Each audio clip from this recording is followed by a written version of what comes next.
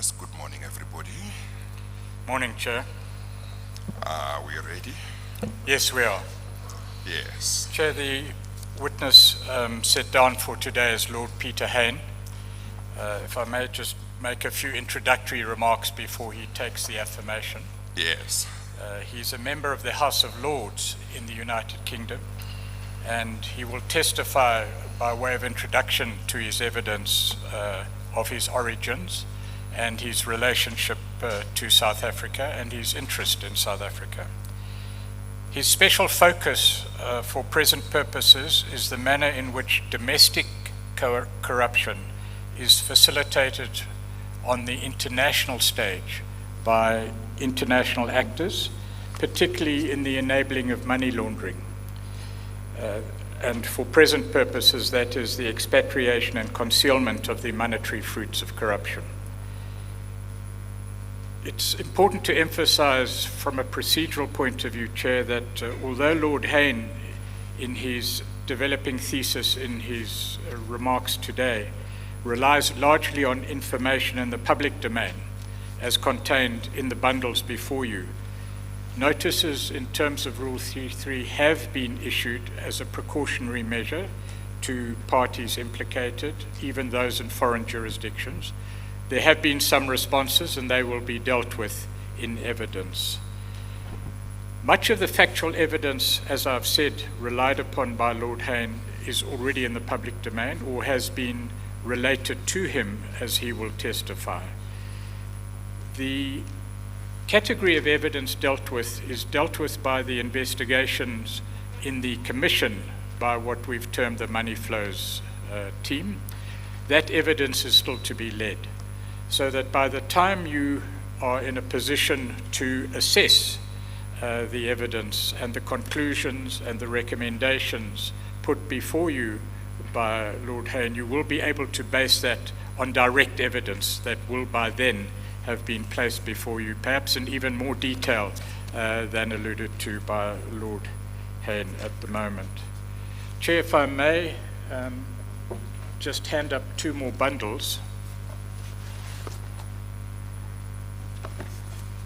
One is a bundle of the Rule 3.3 notices and correspondence emanating from those Rule 3.3 notices. And it may be that we can deal with all the responses in evidence to avoid later difficulties. The other is a small bundle of explanatory notes dealing with certain concepts and dealing with certain institutions that will be referred to by Lord Hain in evidence. That by way of introduction, Chair, may Lord Hain take the affirmation. Thank you. Please administer the affirmation.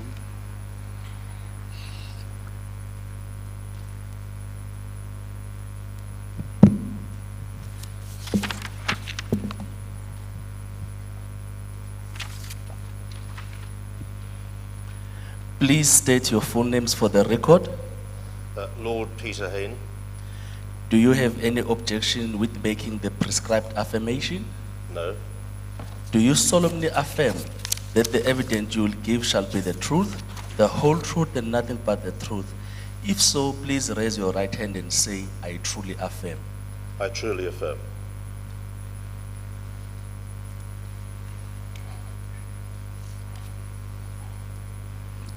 Thank you very much, Lord Hain. I just want to welcome you and to tell you that we appreciate very much that you have taken your time to come and share evidence with the Commission. We appreciate very much that you have made yourself available. Thank you, Chair. It's a privilege to be before you. Thank you. Lord Hain, before you introduce yourself to the Chair by way of introduction, as I've noted, before you, you have two bundles, the large bundles. Those bundles are bundle QQA and QQB. They contain your statement and annexures to your statement as referred to in the footnotes to your statement. There are also two further bundles that have just copies of which have just been handed up to the chair. Those are the notices issued by the legal team to various parties implicated or indirectly implicated by you in your testimony, and some explanatory notes to which you will refer during the course of your evidence. Those are also in front of you. Your statement is in bundle QQA. Mr. Pretorius, shouldn't we admit this first before you start Yes, please. with Chair. your questions? The lever arch file containing a statement or submission by Lord Peter Hain and annexures thereto will be marked Exhibit QQA, and the other one, which consists of further annexures to his statement, will be marked Exhibit QQB. Do you want me to also admit this, or? Perhaps we should, for the sake of completeness, Chair. Yes. We can call them QQC and D, respectively. The one containing the notices, the small lever arch file, may that be QQC, and then the plastic folder, maybe, perhaps that could be QQD. The file containing Rule 33 notices and correspondence will be marked Exhibit QQC, and the one that is marked Other Documents will be marked Exhibit QQD. Thank you. Thank you, Chair. Lord Hain, briefly, would you tell the Chair, and importantly the public, of your origins in South Africa briefly and your interest in the subject matter of this commission? Chair, my parents were both born in South Africa, my father in Durban, my mother in Port Alfred. I spent my entire childhood here, mostly in Pretoria, until my parents were first jailed in the anti-apartheid struggle in 1961 when I was 11 years old. Then my mother was banned. Then my father was banned. My mother in 1963, my father in 1964. And finally, we were forced into exile in 1966 when I was age 16 because they stopped my father working as an architect. A few years later, I then joined the anti-apartheid struggle in Britain and led campaigns to stop all white Springbok tours because they were all white at that stage. As part of the British anti-apartheid movement's campaign drive, I received a letter bomb from the South African Security Services in June 1972 as a result of that, and also was put on trial for conspiracy in a South African finance prosecution. And then I was a victim of a mistaken identity charge at a bank theft committed by a South African agent, but placed me in a position, effectively framed me. I was acquitted of that, I'm pleased to say. So I've had a long involvement in the anti-apartheid struggle, carrying on my parents' work, and have continued since the transformation to support the country, chairing the Nelson Mandela Centenary Exhibition in 2018 at the Royal Festival Hall, and a number of other supportive activities for South Africa, because a lot of my heart is still here. Thank you, Lord Hain. At page 1 of your statement, you introduce your evidence and the concept state capture and the source of your knowledge of the phenomenon state capture. Would you just briefly deal with that? Chair, this is part of my 10,000-word written submission, which I understand you will publish online. My understanding of state capture is that it was facilitated, first of all, by the massive complicity of international financial and other institutions, global corporates and foreign governments. but that if you look at what happened, whether it was the dismembering of the South African Revenue Service, the way in which the National Prosecuting Authority was turned from pursuing high crime to neglecting a lot of crime. The same was true of the Hawks and other forms of the security and police services. The way in which the state-owned enterprises were looted by those who were in control of the country at the time, principally under former President Zuma, and the different business associates that he had, principally the Gupta brothers, whether it was Eskom or whether it was South African Airways or Transnet. This amounted to a complete, comprehensive picture of state capture by corrupt criminality. And it's that which I understand to have happened in South Africa and have observed and researched myself. I've already alluded to the fact that when the chair has to assess the conclusions and recommendations that you make, he will be able, to the extent possible, to rely on direct information before the Commission. But your own information, I understand, is sourced largely from matters within the public domain and matters referred to you by individual, let's term them whistleblowers. Is that correct? That is correct, Chair. And I've had the assistance, as I mentioned in paragraph 3 of my submission, I've had the assistance of experts in the field, much greater expertise than I could possibly have of the way the international financial system works. And it's to them that I thank for the way that this submission was able to be drafted and then submitted to you. Right. On page 2 of your statement or submission, you tell the chair of how your report is structured in the two parts, the two main parts. Perhaps by way of introduction, you could tell the chair about that at the outset.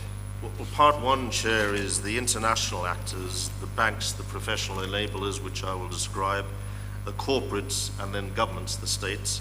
Part 2 is remedial measures, recommendations that I'm making for your consideration in the Commission of reforms that are needed in the way the banks operate, the way corporates operate, and about information sharing, transparency, self-policing, and I go through a whole series of recommendations for you to consider.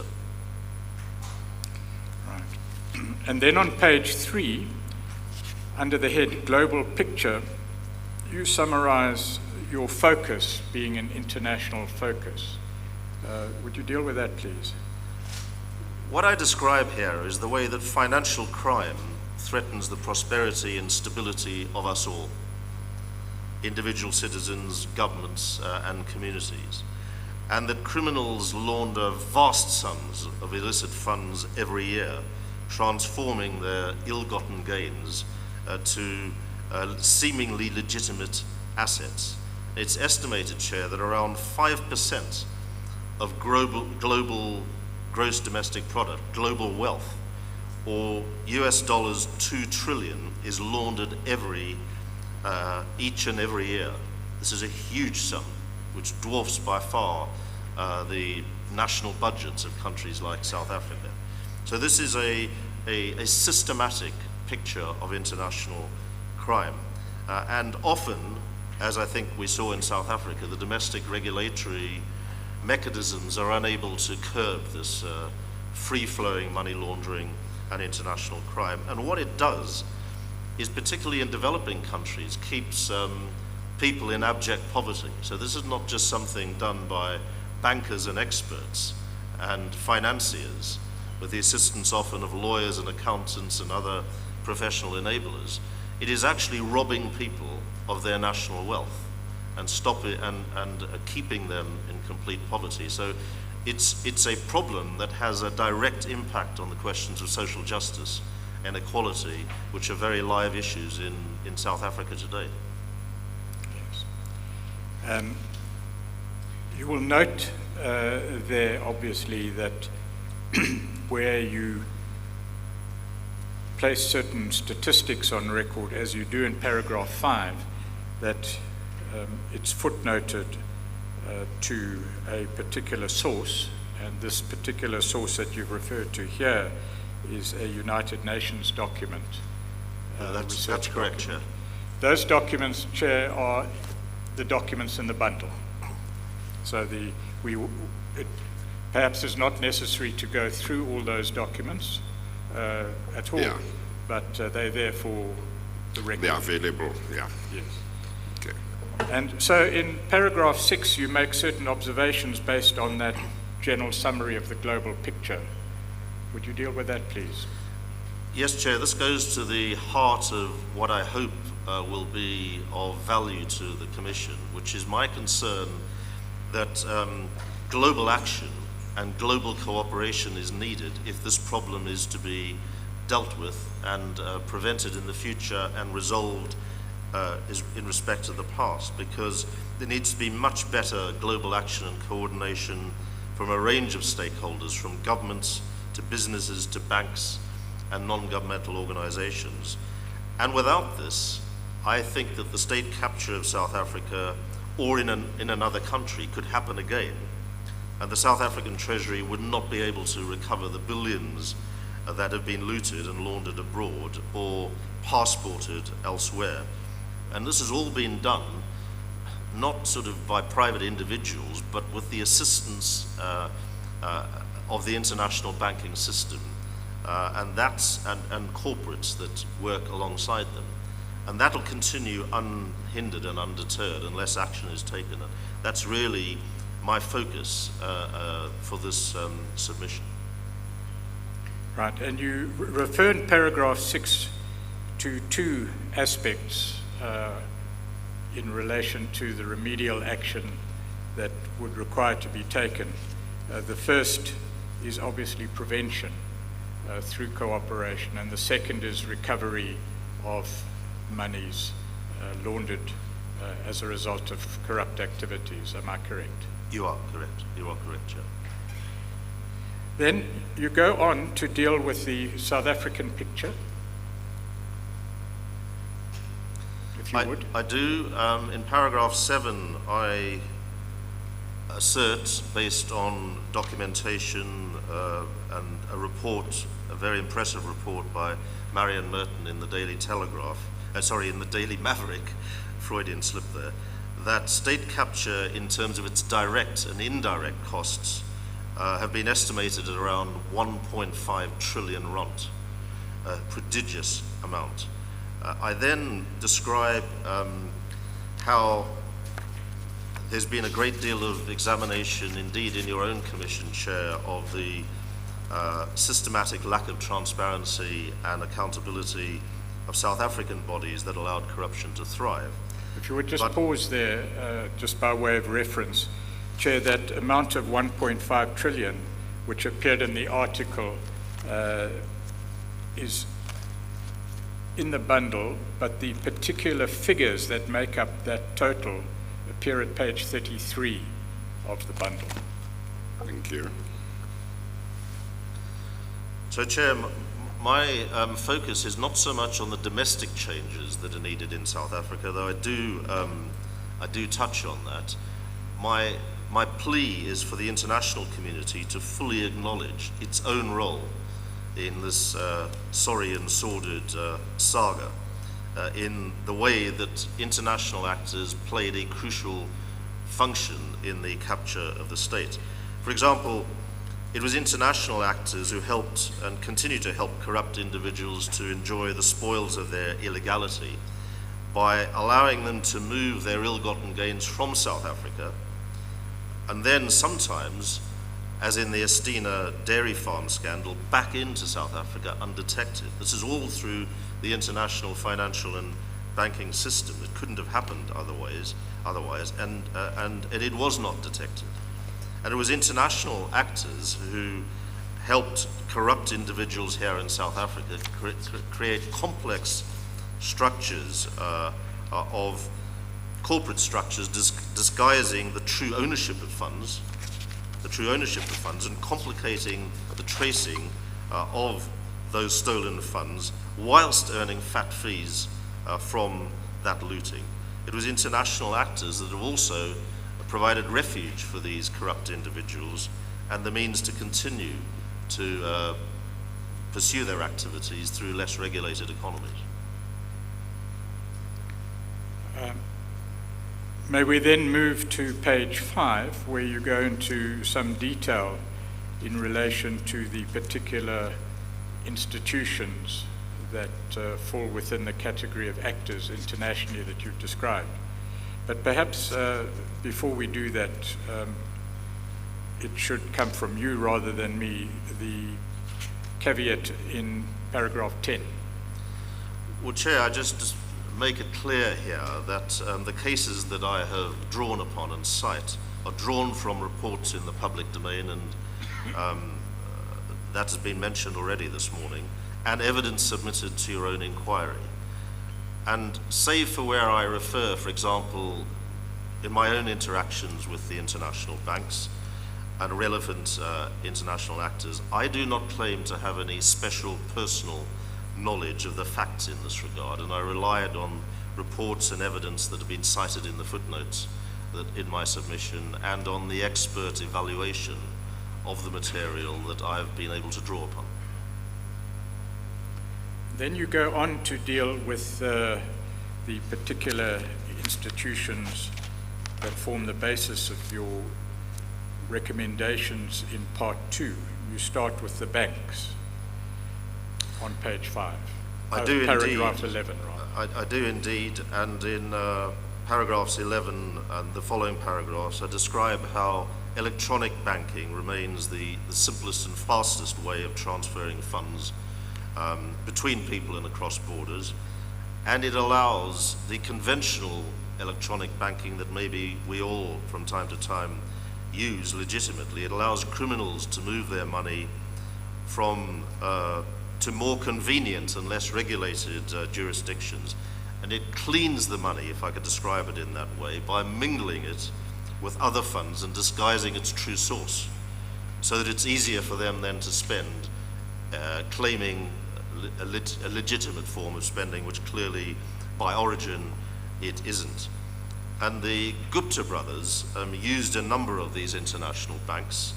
Many of them are household names, such as HSBC, Standard Chartered, the Bank of Baroda, which have all, I think, been mentioned in your commission's deliberations. And they transferred their money around the network, disguised payments to hide the source of the funds, and they seem to have really assisted the Guptas in two main ways: by allowing bank accounts to be opened, and in so doing, granting access to the bank's global network. So a bank account might be opened in, let's say, HSBC or Bank of Baroda or Standard Chartered here in Johannesburg, and then it goes through their international pipeline into Dubai or Hong Kong or wherever it might be, and then disappears. And so they have assisted that, and they've also, so they've granted, effectively, they've been able to grant, in the case of the Gupta brothers and others who've used this method, they've been granted them an open door to their international network through depositing money in local accounts. And for them to claim, and perhaps, Chair, we might come back onto this, for them to claim, as they have to me, and at least one of them has claimed in a response to this commission, as a result of my submission, that they have no responsibility for what happens in Dubai, let's say, seems to me to be frankly disingenuous, because they're international operations and they should be held accountable for the consequences of accounts in, let's say, Johannesburg or Pretoria or Cape Town or wherever it might be in South Africa, which then have money that is smuggled in a conventional way out of the country into other jurisdictions, into their accounts in other jurisdictions. And I think there were lots of warning signs from the evidence I've seen that this was happening, and frankly, the banks concerned did not stop it. They allowed it to occur, and therefore they're culpable, in my view, in state capture and are complicit in this corruption and looting. They should have spotted these red flags earlier and dealt with them immediately. And I'm happy to go into that if you wish me to, Chair. Yes. The general remarks, Lord Hain, that you've made, insofar as our evidence thus far shows that they may well be all true of certainly the Bank of Baroda, but as far as Standard Chartered Bank and HSBC is concerned, those remarks may not all apply as far as our investigations go, at least to those institutions in their totality.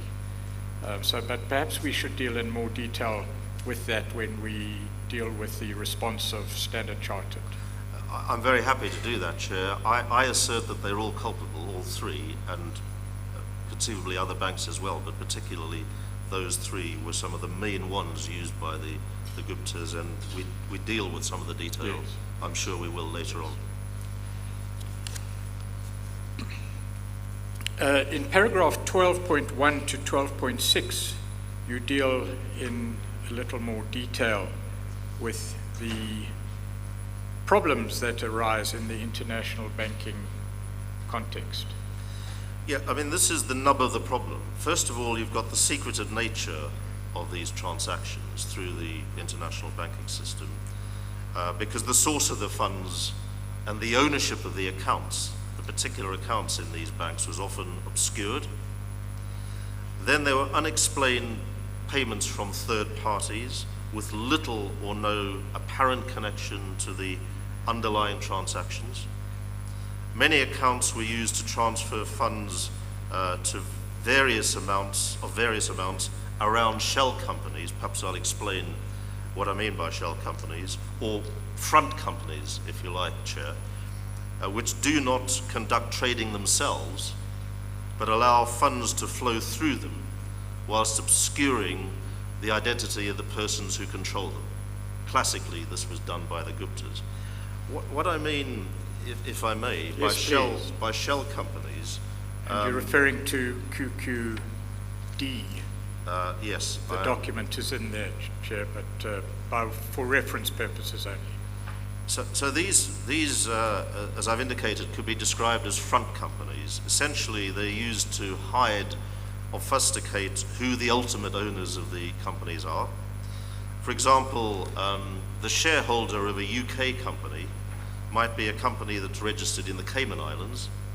The shareholder of the Cayman company concerned might be a British Virgin Islands company that is then held by another company registered in the British Virgin Islands, Cyprus, or Vanuatu, whose sole director is then found to be deceased. This exemplifies the lengths to which some of these owners, the ultimate owners, so-called beneficial owners, will go to hide their interests and therefore conceal the ability of the regulatory and enforcement authorities to actually chase them down and find out who exactly is involved. And so it's very difficult to see and identify who's standing at the top of this tree of successive linked companies that are all in a way illicit shell operations. The other thing that was apparent from my investigations is the information held by company registries, for example, here in South Africa, as to the ownership of a company may actually not be accurate. If I take a UK example, for instance, the UK authorities in 2018 successfully prosecuted an individual for forming companies and making members of parliament directors and shareholders of the said companies without their knowledge. I think on one occasion, one of the directors concerned in these shadow operations was actually named Mickey Mouse, which, you know, is symbolic of the shadiness of this regular practice. And it's been widely documented in the media, investigative media and elsewhere, that the Guptas use shell companies, for example, in Dubai, Hong Kong and beyond, to move their assets. And the final point I'd make about these shell companies, and it's an important one, and we'll come on to this, I guess, is that this concealment of the true ownership is actually assisted by professional enablers. By that I mean lawyers and accountants, who are paid by the ultimate owner to create these complex company structures. Often a legitimate reason given to the professional enabler concerned is lawful tax avoidance, if it can ever be lawful. And some of them, these professional enablers, have off-the-shelf companies that they previously had incorporated. They can simply literally grab them and transfer them into a client's company for a fee. So to be frank, Chair, they're all up to this in their neck as well. They're all up to their neck in this as well. And as you say, in relation to illicit dealings in money, for example, in South Africa or in a particular country, this enabling activity takes place on the international stage. It does, because there were lots of unexplained connections and movements of monies between jurisdictions, which were never explained.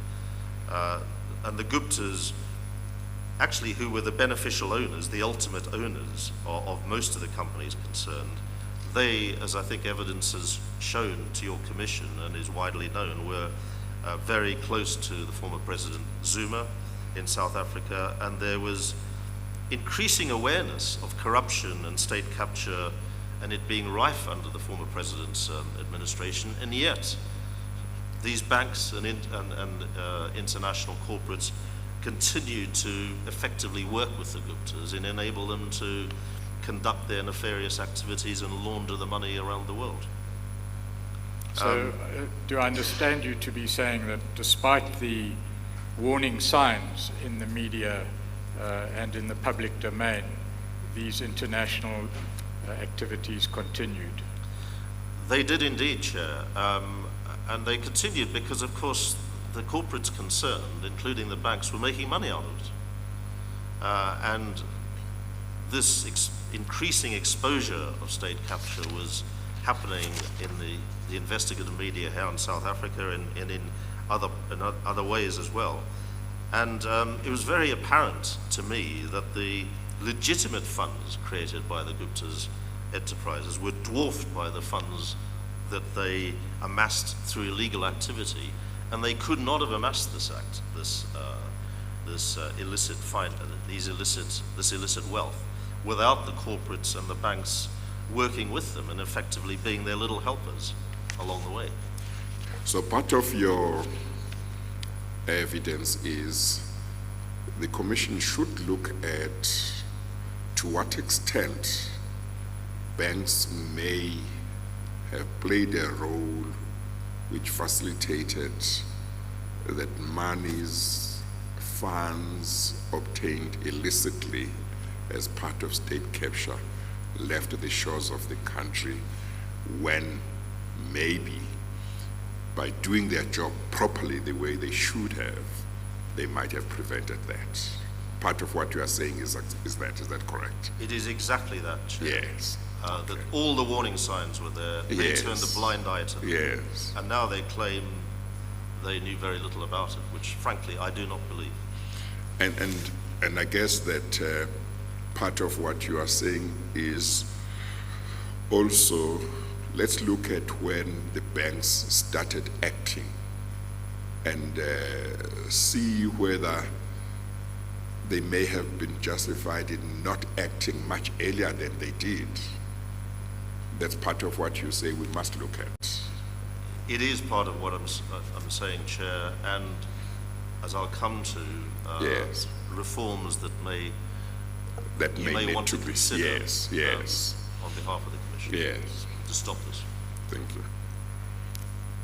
You do give some examples in paragraphs 13 to 15, and you make a conclusion that's been alluded to or suggested by the Chair in paragraph 16.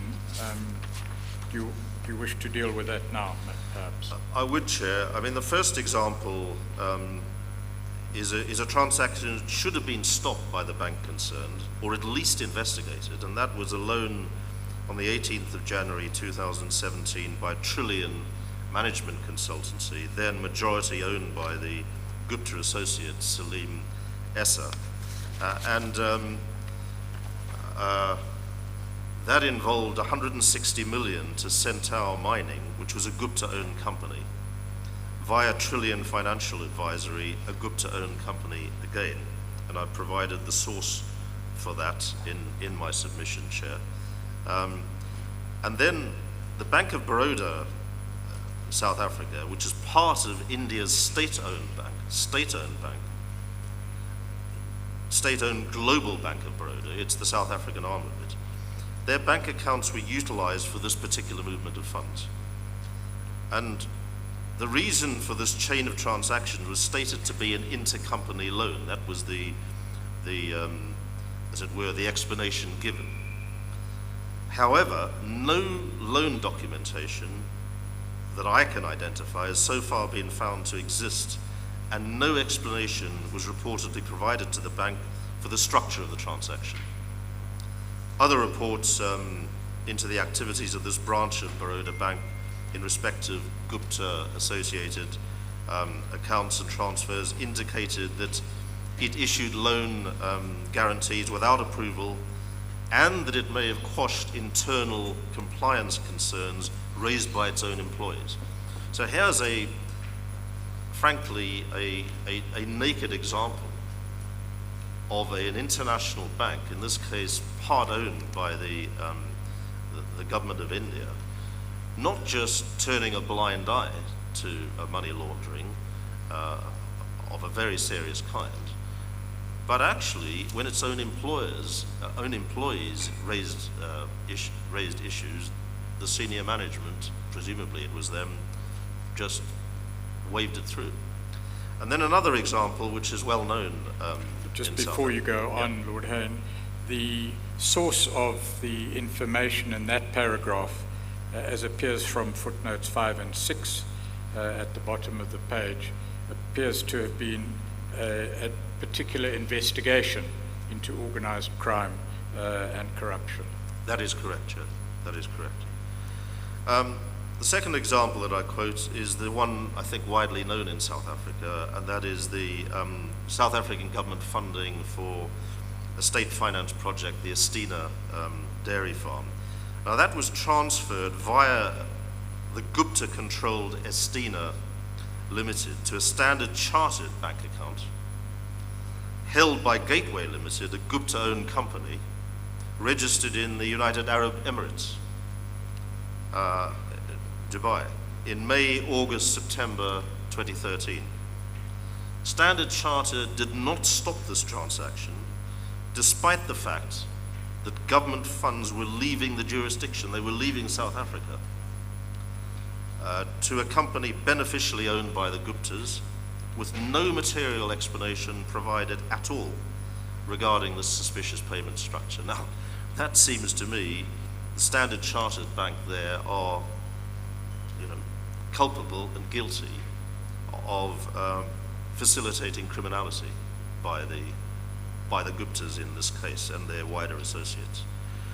And the point I make, and I'll perhaps, if this is okay, refer to Standard Chartered specifically, that banks should have access to customer data and transaction data for all the accounts they open and the transfers they facilitate, and they should be in a position to monitor the legitimacy of any of these transactions, as well as having regulatory and moral responsibilities to recognize, to stop and identify illegal money flows. But after I'd exposed the international dimension to state capture in the British Parliament, beginning in November 2017, I met senior directors of HSBC and Standard Chartered. They asked to see me because I'd referred to them in Parliament. And frankly, I found a great reluctance from both of them, citing this question of client confidentiality, which is the excuse they hide behind, to actually admit to their culpability and to cooperate fully when I specifically asked them to track the money laundered by the Guptas under former President Zuma's administration. And I find this quite unacceptable. So this is directors of banks in London simply saying, okay, we had Gupta accounts, but we closed them years ago. We're not responsible. We have no culpability. In my view, they are directly culpable for what happened in this instance. And perhaps with your agreement, Chair, I could refer to, I'm not sure what it's called, but refer to the response to my assertions here made by Standard Charter in the submission they made to your Commission. Yes. In the small lever arch file, QQC, Chair, at page 99, is the response of Standard Chartered on affidavit by one BAM at page 99. Under tag number? The tabs... or is it right at the end? It's Yeah, right I've at got the it. end. I've There's a got tab SC, a blue tab SC, right at the end, Yes. page 99. Okay, I've got it. Chair, Yes. I think this was submitted by Standard Chartered in response in the usual way that your Commission properly operates, as I understand it, in response to my evidence. Yes. And was sent on the 15th of November by their Santon, from Santon. And I regard it as a shameless body swerve, frankly. They never came forward at the beginning to actually help in any way, to track this money down and identify where it went. And the Estina dairy farm project, infamous project, was one of the clearest examples of organized robbery from some of the poorest people in South Africa, in this case in the Orange Free State. And so they didn't come forward. They cite in paragraph 9 of their response. I'm sorry, Lord Hain. I think, Mr. Pretorius, what we should do so that those who are listening and don't have the benefit of the document in front of them, and those who are watching on TV or whatever, I think Lord Hain should say what the gist of the response is, so that Intended to do so then myself, he can but comment. perhaps as it's a Commission document, may I just read those relevant paragraphs onto the record? Yeah, that's fine. I think what's important is that people must understand what was Lord Hain's criticism of them and what is their response, and then he can comment on their response. I think, if I may just summarize, I don't want to put words in your mouth, Lord Hain, and you'll correct me where I misrepresent your views, but there are several steps or stages.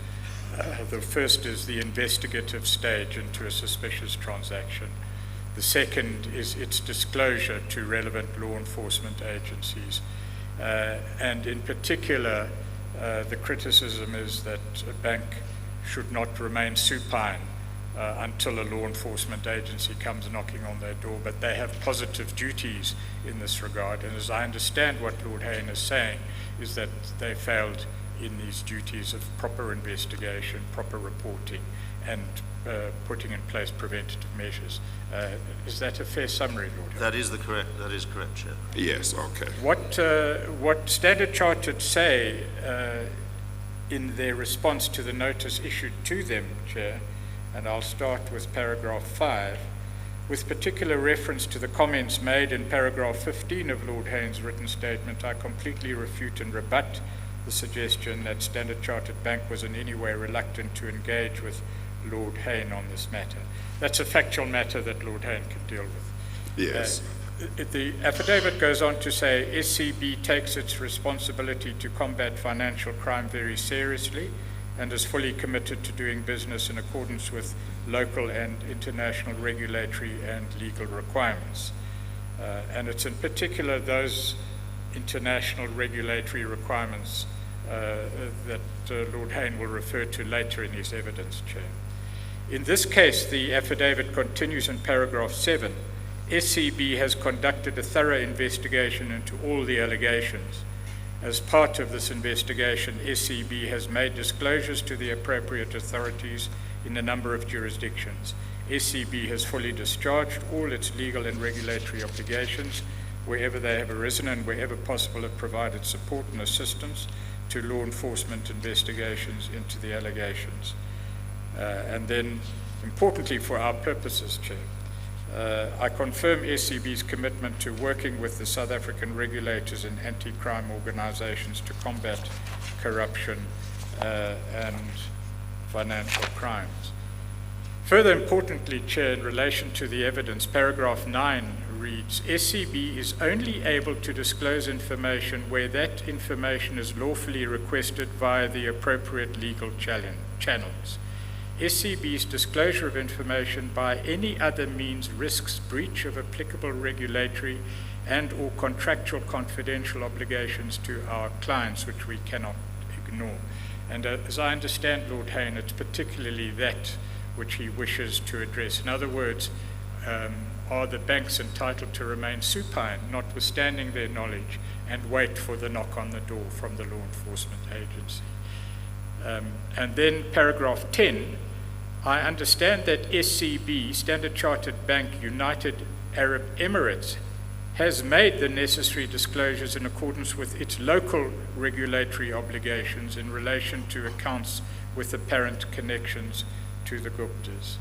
Again, the point there that Lord Hain will address, Chair, is whether in countries with lighter regulatory provisions and demands, that is sufficient. And then paragraph 11, Standard Chartered BJ does not, however, have access to the SCB UAE customer account information, nor would SCBJ be able to provide UAE account information to you in response to a South African production order. So in fairness, Lord Hain, that is the position of Standard Chartered Bank. It has now been placed on record fully, and your comment then is invited. Well, Chair, I have great respect for lawyers in the legal profession. You do an important job. But to be frank, this read to me as a sort of lawyer's smooth talk around culpability here over Estina in particular by Standard Chartered Bank. They make a number of points here. First, this question of client confidentiality, which they made to me, as did HSBC. Bank of Baroda never came to see me, although through an intermediary they complained that I'd been unfair to them, to which my answer is, well, if you want to come and talk to me, that's fine by me. But this continual thing about client confidentiality. Now, I understand the principle. All of us who have bank accounts are entitled to have those bank accounts be confidential. If that the confidentiality of those bank accounts, we all expect that and have a right to do so. But we're honest citizens. If you have criminals using banks' facilities in their accounts to engage in their criminality, then I do not accept this excuse of client confidentiality. That's the first point I want to make. And I think the international banks, HSBC, Standard Chartered, and Bank of Baroda, to give 3 examples, are hiding behind this principle to conceal their complicity in international criminality and money laundering. It seems to me to be obvious from these examples. Then they make this point about, in paragraph 10 of their response, that the UAE has made, that the bank, their banking arm in the UAE has made the necessary disclosures. Well, to be frank, that's where the Estina money went. So I don't really care whether they made the necessary disclosures or not. Why was that money not returned to the South African taxpayer, and hopefully eventually to the Orange Free State very poor farmers. So I don't accept this, that their Dubai bank has complied with the local regulations, because clearly criminality went on there. Laundering and robbery was facilitated by Standard Chartered. And the final point I simply want to dispute is, or comment upon, is this final paragraph of theirs, that they say that the Johannesburg Standard Chartered Bank, they call SCBJ, does not have access to the UAE's customer account information, and nor would they be able to provide information in response to a South African order. But I just say, hang on for a minute here. The money left Standard Chartered Johannesburg account. The Guptas moved it through various concealed ways from that account to the Dubai account. There was a pipeline, a financial pipeline between the two. They're an international bank. Then to say, sorry, Gov, nothing to do with me, because they're in another jurisdiction and apparently they obey its local regulations, though Dubai's regulations are notoriously lax and light. And that's why this sort of money goes through Dubai and other places. I just do not accept that kind of evasion, and yet it's time and again that's what is being said to me by the international banks. Why do they not voluntarily cooperate with this commission and indeed with the regulatory and enforcement authorities? Thank you. Lord Hain, there are a few matters of detail that I would like to put to you. They don't detract, I must say, from the general points that you are making, which I will revert to in a moment. But our investigative information is that the money left South Africa via Standard Bank, First National Bank, and Bank of Baroda. But that's a matter of detail that we will deal with in evidence in due course, and we will ask the chair, obviously, to rely on the original investigative work that we've done in order to reach much the same conclusions. But it seems that 3 points emerge from the exchange between yourself and Standard Chartered on the one hand, and between Standard Chartered and the Commission, which has just been put to you on the other. The first is a problem which you address later, and that is the wall, really, that stands in the way of transparency and the free flow of information, protected or built on the foundations of the confidentiality principle. That is the first issue that they raise. And the question then arises, as I understand it, in your later recommendations, is whether, notwithstanding the principle of confidentiality, banks should nevertheless be under a duty, as they are in South Africa, to report suspicious transactions and the like, but on an international scale. The second issue that is raised here, which you also deal with in your evidence later, is the fact that monies can be transferred to a jurisdiction where there are less stringent regulatory requirements, and that these monies therefore are, from the point of view of the miscreant, safer. Is that the second point? That is correct, Chair. And then thirdly, it's the apparent stance taken by international banks that what happens in one branch in one country is not really accessible to the head office in another country. Is that correct? That is also correct, and we come across another example of this in respect of a law firm later in my evidence. And that, in fact, is much of the debate, at least at a general level of principle, raised by this exchange. Yes, it is, Chair. It's the contradiction between a bank, say in South Africa, having a financial pipeline to its branch in Dubai, but once that money has left South Africa, claiming it's got no locus or responsibility for it. It's something entirely different, though it's the same international bank. And it's nothing to do with us, and we can't be held responsible. And I do not accept that. It's one bank, it's one financial pipeline, it's electronically moved with a digital footprint, and they've got to take responsibility, either as a global bank or both ends of it. And in South Africa, the South African branches of these banks concerned, they've got to take responsibility as well. They can't just say the money's left us, nothing to do with us, what happens to it thereafter.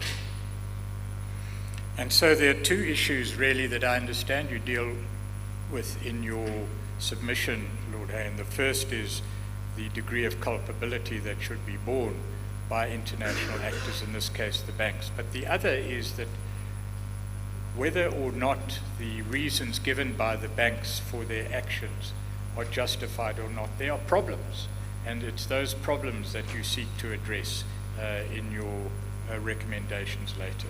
Do I understand you correctly? Indeed, Chair. I mean, I think the banks have got to take full responsibility for monitoring transactions and ensuring that there's adequate compliance policies, which clearly, and procedures, which clearly wasn't the case in the examples I'm being given, that I've given. And they've got to make sure that this compliance and monitoring happens in all branches and business areas internationally. In other words, it's not just, say, a South Africa bank question, it's also a Dubai and a Hong Kong and a London, for that matter, of the same bank concern. They've all got to accept their interconnected responsibility in an interconnected global financial system. Chair, and then if I may just place on record in fairness, we have had a response to a 3.3 notice from HSBC. I'm informed that the response predates the particular notice referred to. Okay. They have offered cooperation to the Commission. Yes, okay, And that will be pursued by the investigators. okay. In paragraph 17, Lord Hain, you deal with, and that's not to comment on the historical situation that will be dealt with in evidence in due course, Chair. Yes, you are done for now with QQC. Yes, Chair, thank you. So we go back to the main submission at QQA. Yes, paragraph 17, you deal with another category of enabler on the international scale, and those are the professional enablers.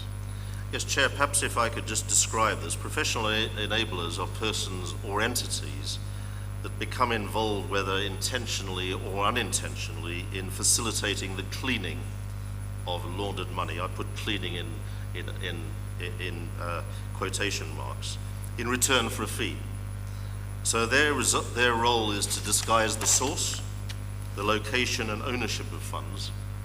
And examples of professional enablers include lawyers, auditors, accountants, and estate agents. Lawyers might assist by setting up complex corporate structures in the way that I've described, of shell companies, enabling money to move from one country to another country, perhaps the other country where there's low transparency, unlike the originating country like South Africa where there's more. So that's what lawyers do in this. Accountants might incorrectly audit the company's finances, leading to suspicious transactions being hidden in the accounts. And estate agents might receive the laundered money into their client accounts during the property purchases concerned without properly checking on its original source. So, I mean, that's the professional enablers that have been the ones alongside the Gupta brothers, for example, enabling them to continue with their criminality. In paragraph 18, you give an example that might be instructive to our own law enforcement structures here. Yes, Chair, this was a United Kingdom example of where the Solicitors Regulatory Authority, which governs solicitors' practices, legal practices in the UK, they conducted a review into 59 law firms in England and Wales to see whether they were complying with their money laundering checks responsibilities. And out of that 59, 26 of those were ultimately referred for disciplinary processes. So in other words, nearly half were not complying. Now, if that's the case in a country which, like the UK, which scores pretty highly on anti-corruption international indices of Transparency International, for example, I think the UK is 11th, so one of the best countries for transparency and anti-corruption measures. Then, if that's the case there, nearly half the legal firms surveyed were not complying with money laundering obligations. Imagine what it's like in what professional enablers are up to in countries with worse standards of corruption and transparency. The mind boggles, frankly. And then you give specific examples in paragraph 19. I do. These were examples of corporates, global corporates, that assisted the Guptas in their looting from the South African people, including KPMG, Bain and Company, and Hogan Lovells, the international law firm. And what happened was these firms all profited while the Guptas hid funds stolen from South Africa, funds that would otherwise have been spent on essential public services and on helping repair the colossal damage caused by apartheid, which is still a huge deadweight on the country. So they earned fat profits out of these operations, but they actually assisted with the looting indirectly. They were not personally responsible for the looting, but they gave advice and assistance in their professional capacities to the Gupta brothers that enabled it to continue.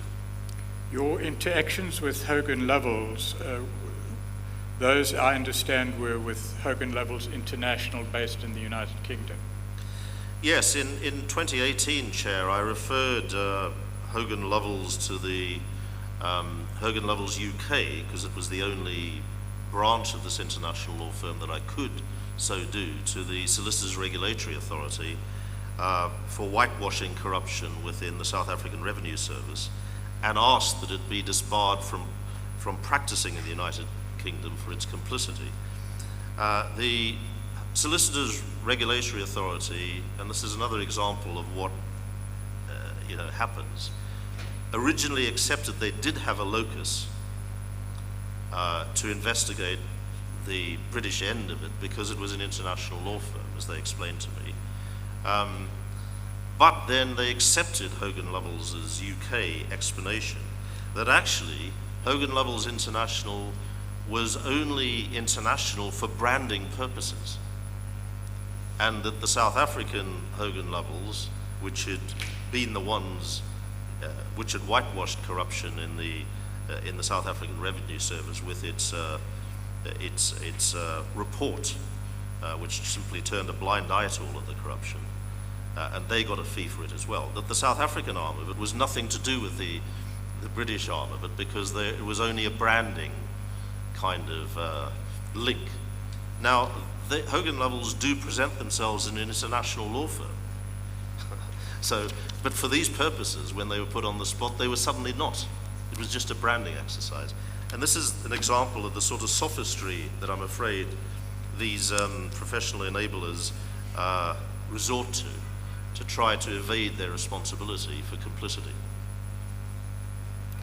I'm informed, and I don't know if you're aware, that Hogan Lovells South Africa is no longer in existence. It's now Lawton's Africa.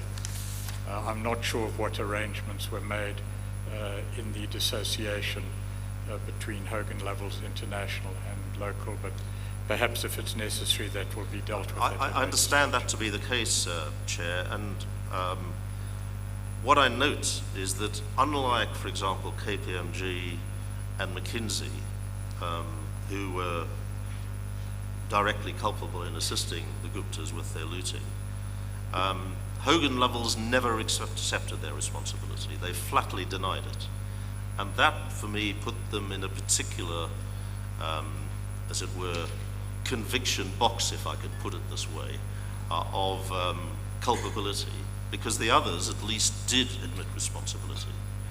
Maybe not sufficiently, for some people might say, but they did own up to some extent. Hogan Lovells have never owned up, but they've, as I understand it, lost business and have had to dismember the South African arm. And there we are. One goes to paragraph 21. There you deal with KPMG, and as I understand it, much of the information relevant to their activities was the product of, or was at least reported on in an internal report, as I understand it. That's as I understand it as well, and I've given my sources for what I say. I mean, they were another example, Chair, of a professional enabler who assisted the Guptas through their KPMG South African division. They were responsible for auditing various Gupta companies for around 15 years, up until March 2016. And during this period, KPMG flagrantly ignored warnings regarding the integrity and the ethics of the Guptas, and they falsely categorized spending such as a wedding in 2013 as business expenses, whilst earning significant fees themselves for performing auditing services. Their fees, by the way, ultimately paid for by the laundered, stolen funds. And eventually they did conduct an internal investigation and sacked, I think, 8 senior executives. To their credit, KPMG had them sacked. And they came to see me as well, Chair, and explained what they were doing. And there was no attempt to cover up or evade responsibility in the way that Hogan Lovells have consistently done. And then you deal in paragraph 22 with a third example that has been the subject of investigation by the Nugent Commission, and you refer to the findings of the Nugent Commission in regard to the Boston-based consultancy firm Bain. Yes, I do, Chair. They were responsible for coaching the head-to-be, Tom Moyani, the head-to-be of the South African Revenue Service, SARS, a full year before he was appointed commissioner, as I understand it, under President Zuma's request.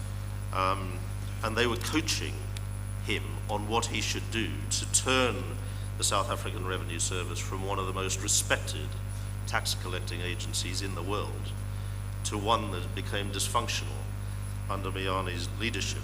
And several of these coaching sessions apparently took place at Nkandla, the private homestead of former President Zuma. And I have a quote there from the Nugent Commission, which recommended criminal prosecutions against Bain and Co.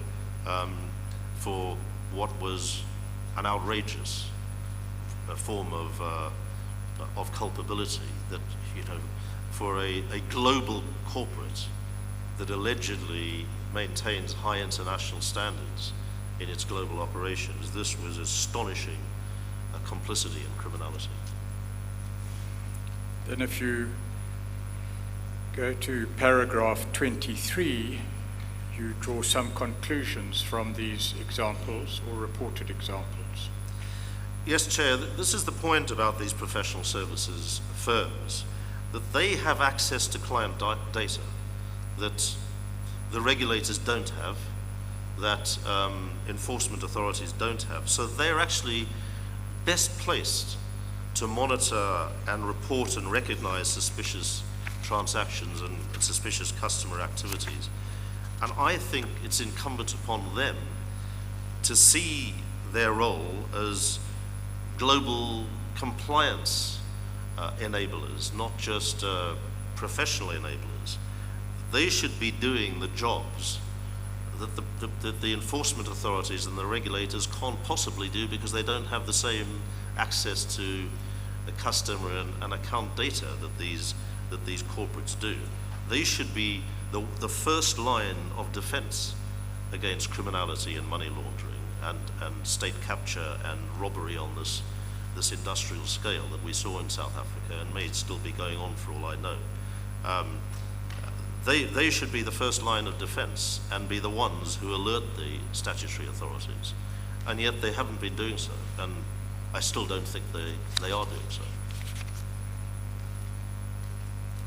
You deal in paragraph 24 and the paragraphs that follow with corporates. Do you wish to just take the chair through those observations, please?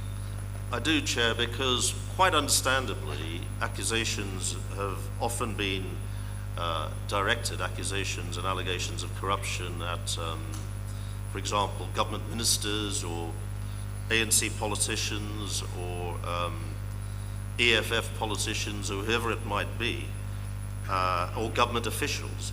But actually, South Africa is a living example where privately owned companies made this possible. So it's not just a question of identifying the public officials or politicians responsible. It's also the complicity of these corporates who gained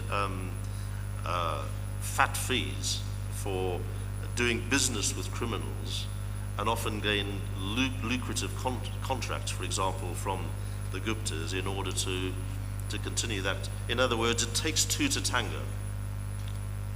You need corrupt politicians or officials on the one side of the state capture equation, but you also need, if not corrupt, then certainly highly unprofessional corporates conniving in this criminality on the other side of the equation, and this is clearly what happened.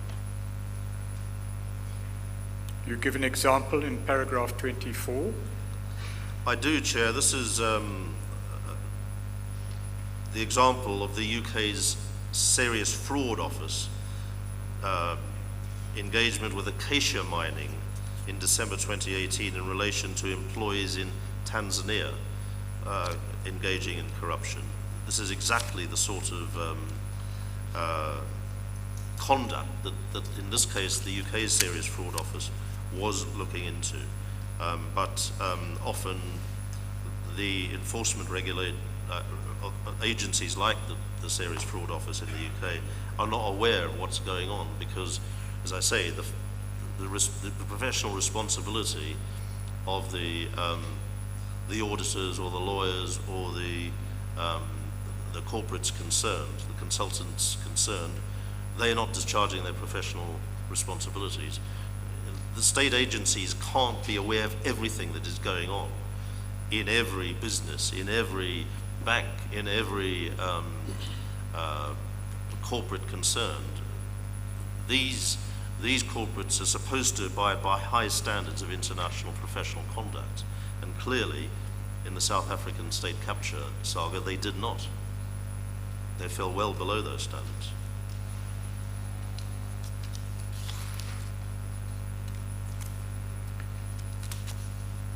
Then in paragraph 25,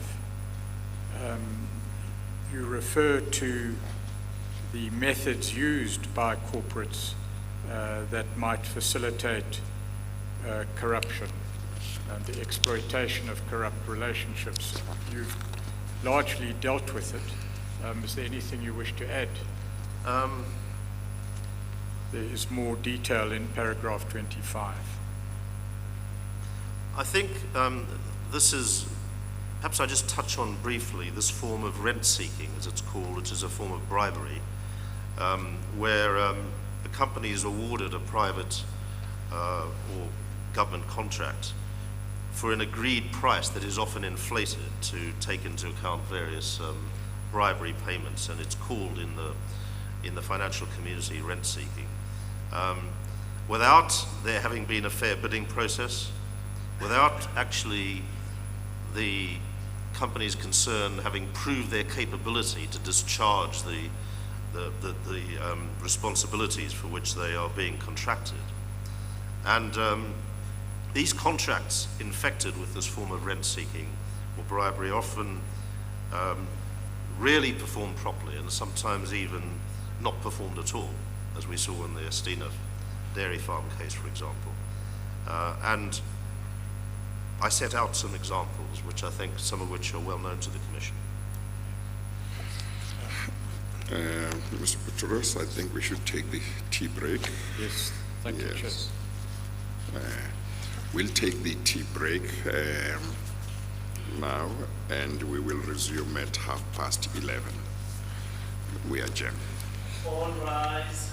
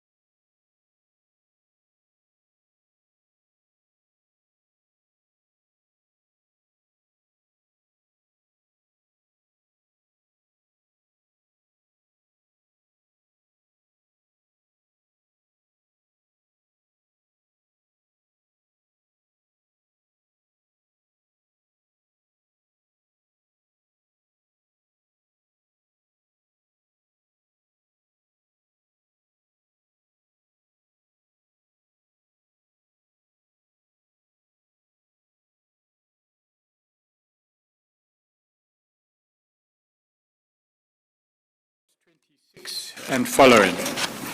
You deal with 3 examples involving corporates. In relation to Transnet, there has been substantial evidence in relation to the example that you give. It's been pointed out to me that the £250 million you referred to there translates to approximately 5 billion rand. In fact, the amount in the evidence has been 5.267 billion rand, just for record purposes. You then deal with an example of housing in the Free State. That will be the subject matter of evidence in due course, on which the chair can then rely. And then thirdly, you deal with the issue of consultants.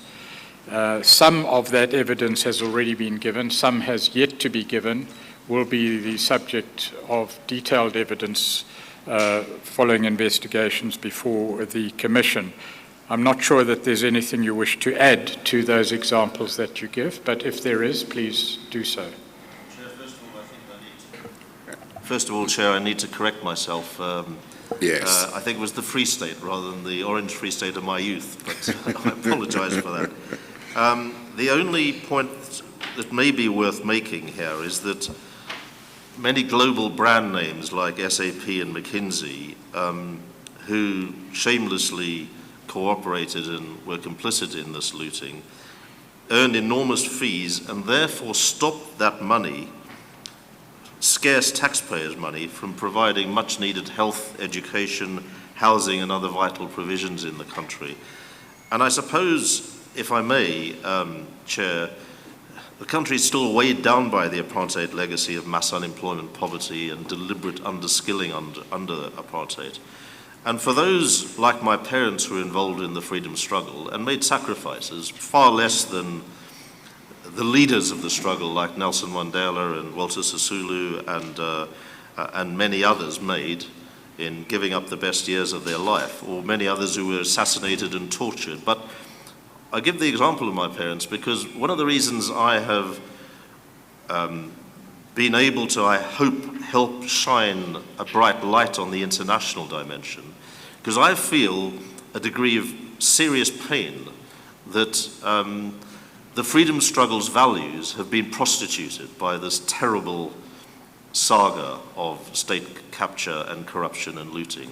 And I feel that the global corporates that I have mentioned here, they are responsible too for the prostitution of those values. They have, the Nelson Mandela vision that we all fought for has been of integrity and morality and social justice and equality.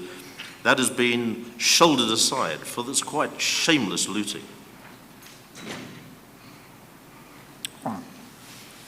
You deal then, Lord Hain, in paragraph 30 and following with another international structure at this stage, the level of states. Would you just clarify your observations there for the Chair, please? Well, so far, Chair, I've dealt with the private sector's complicity in all of this. And actually governments are complicit as well, foreign governments.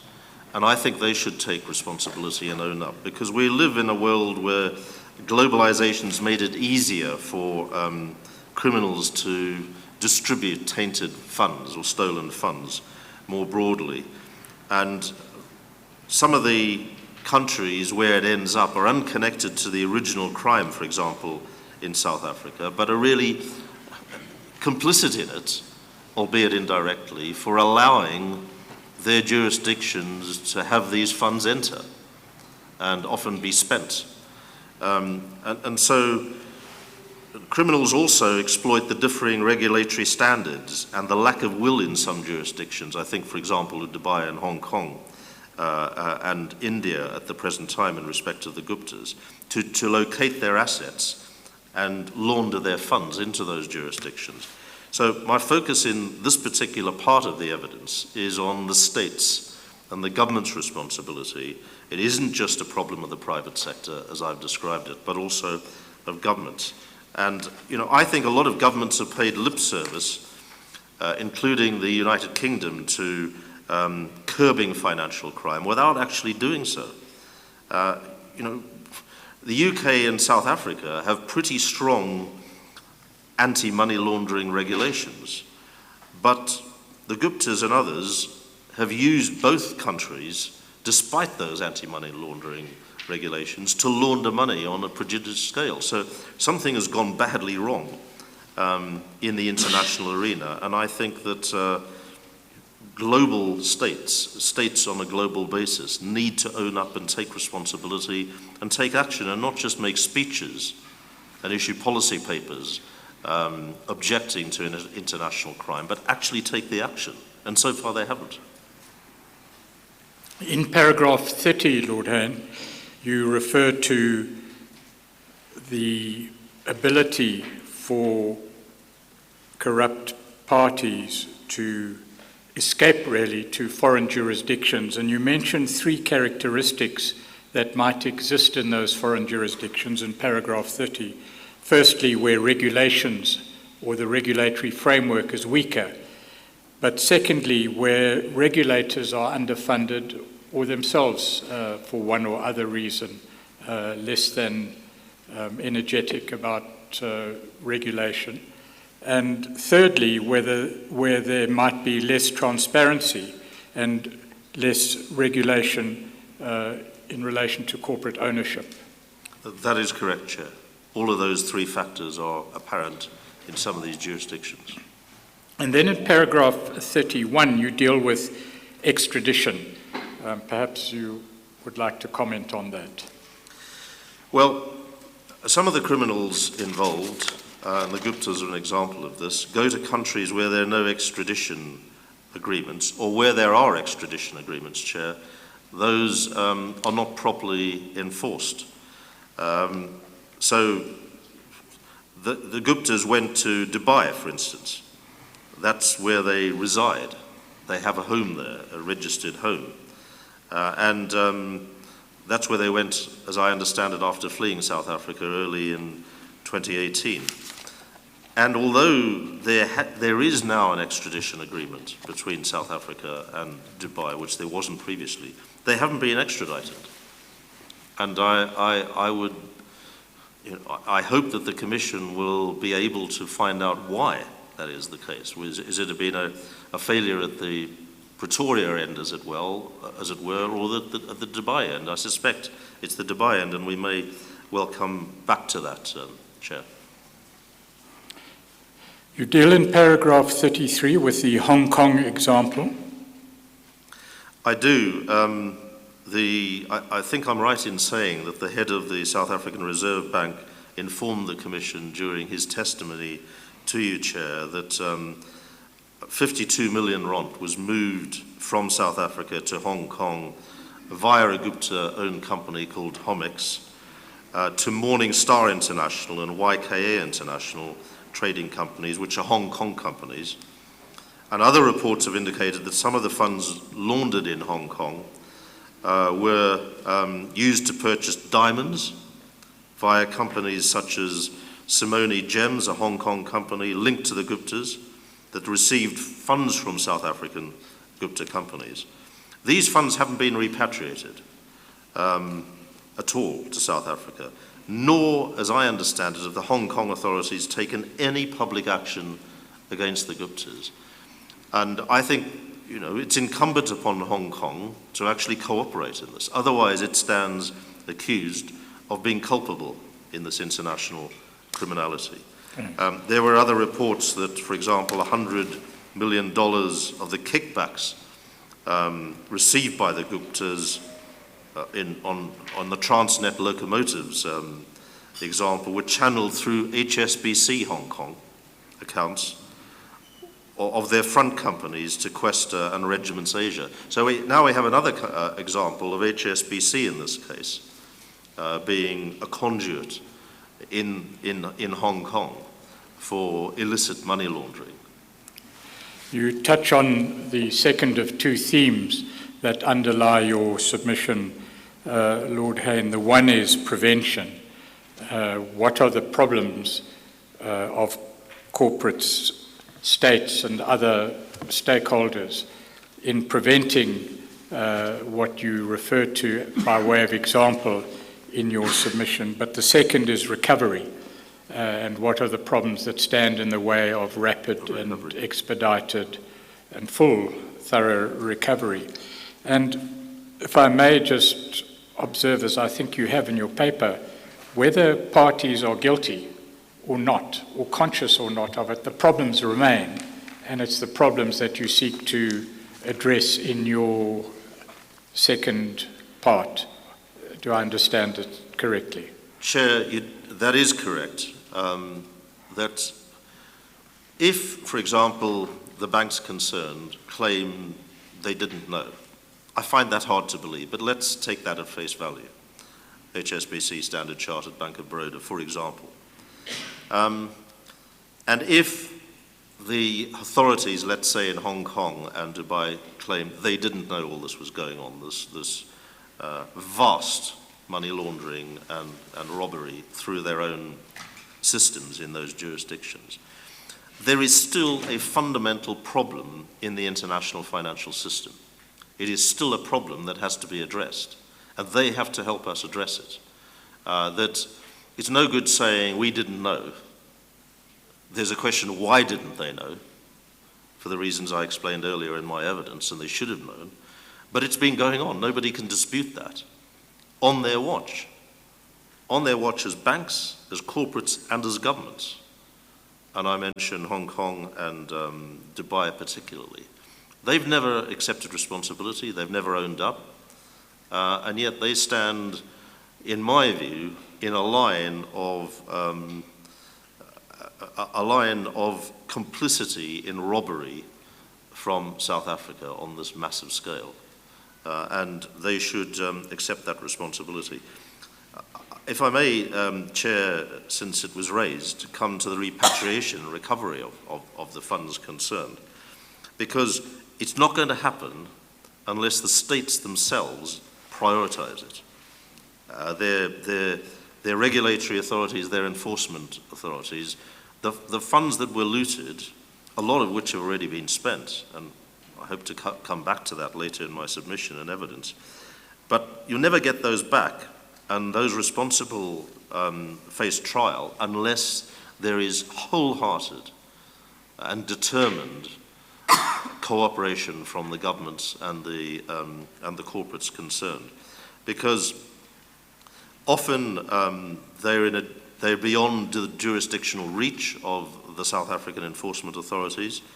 And, I don't think it's enough to establish legislation such as, admirable legislation such as the UK's Bribery Act of 2010, or South Africa's own powerful anti-corruption laws.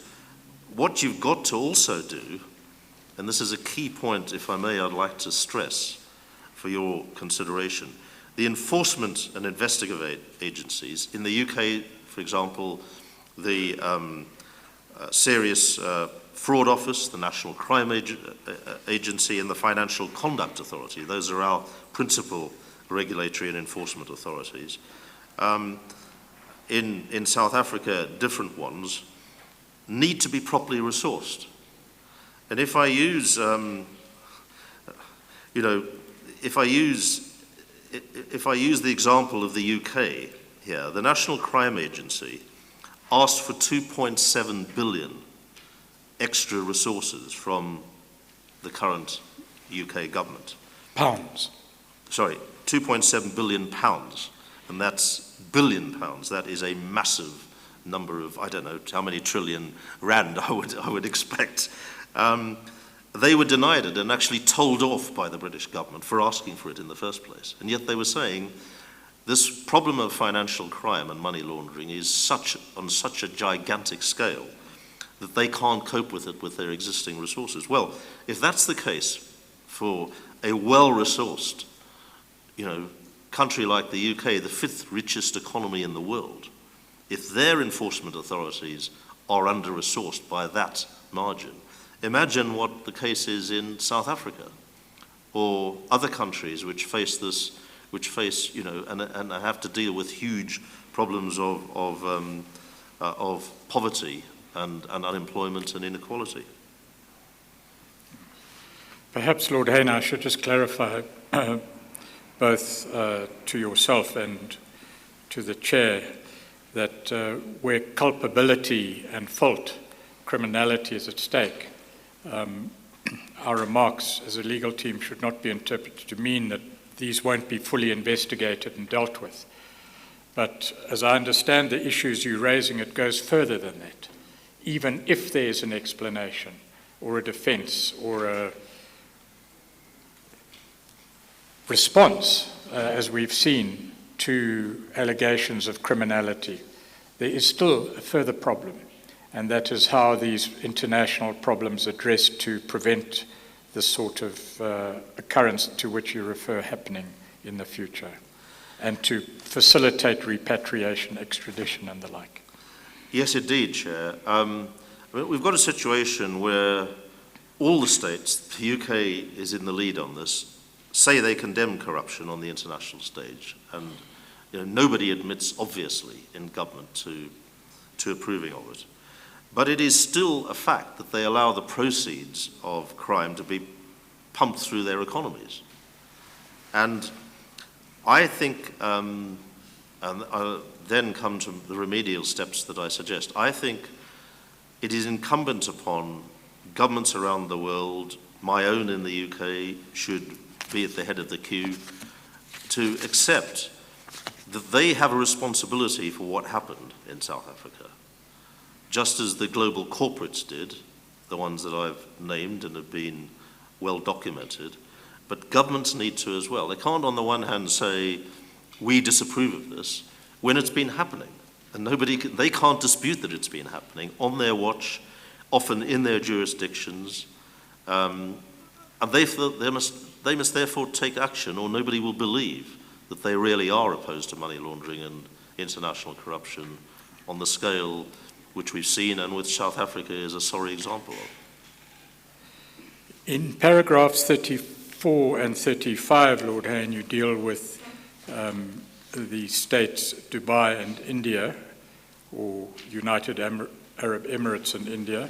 Do you have anything to add, or just to highlight those examples? Well, I list there, Chair, the address of the Guptas' home in Dubai, and nothing's done about that. It must have been purchased by the illicit criminally extracted funds from South Africa.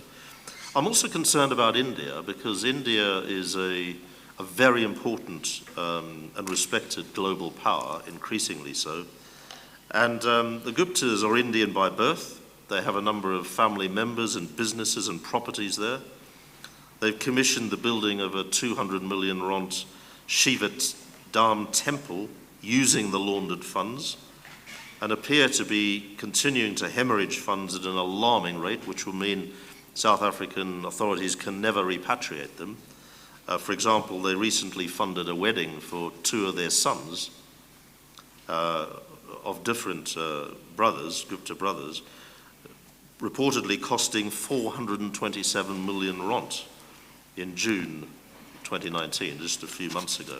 So that's another 400 million rand down the drain, which could have been spent on healthcare or schools or houses and other real needs in South Africa. And although I understand the Guptas have been investigated by the Indian authorities, no funds have been repatriated by the Indian authorities back to South Africa. Well, I think they should. I think they should start doing that, and not before time, before more of it is spent and can never be repatriated. You've touched on the proposals that you summarize in paragraph 36 and financing of law enforcement agencies, and you refer to the United Kingdom example. You will deal with these issues in more detail in the second part, to which we're about to come now. But perhaps the example of the UK Serious Fraud Office investigation in Tanzania. Yes, we touched upon this, Chair, earlier on.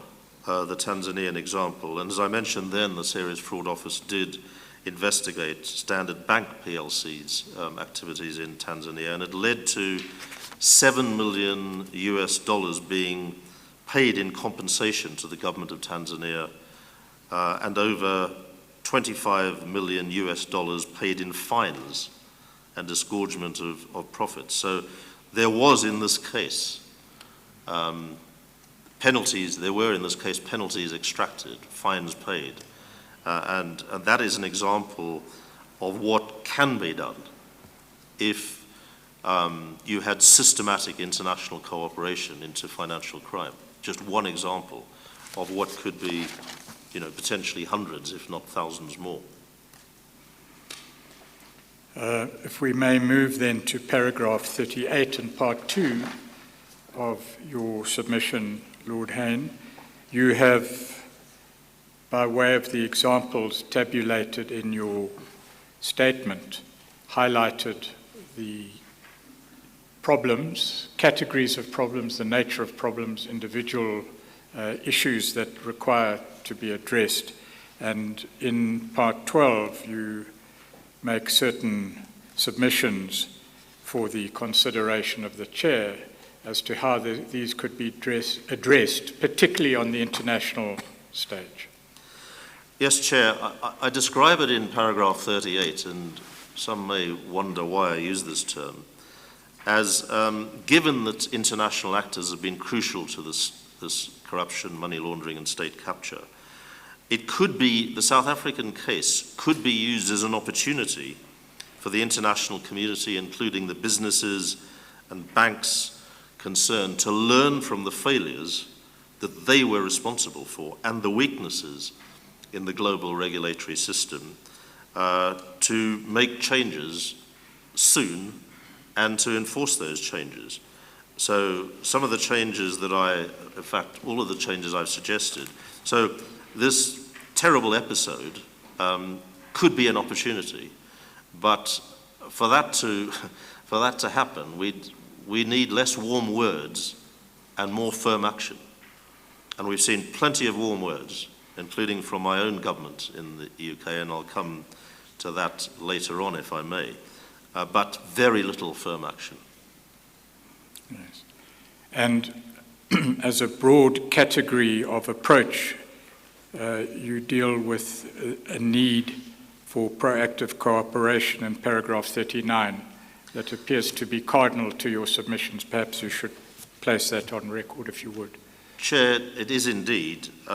What I want to see, and why I've suggested this quite long list of recommendations for your consideration, is we should be putting in place a transparent international environment where there's proactive cooperation between banks, professional enablers, companies, and governments, and where the perpetrators of corruption and money laundering are no longer able to slink and hide in the shadows.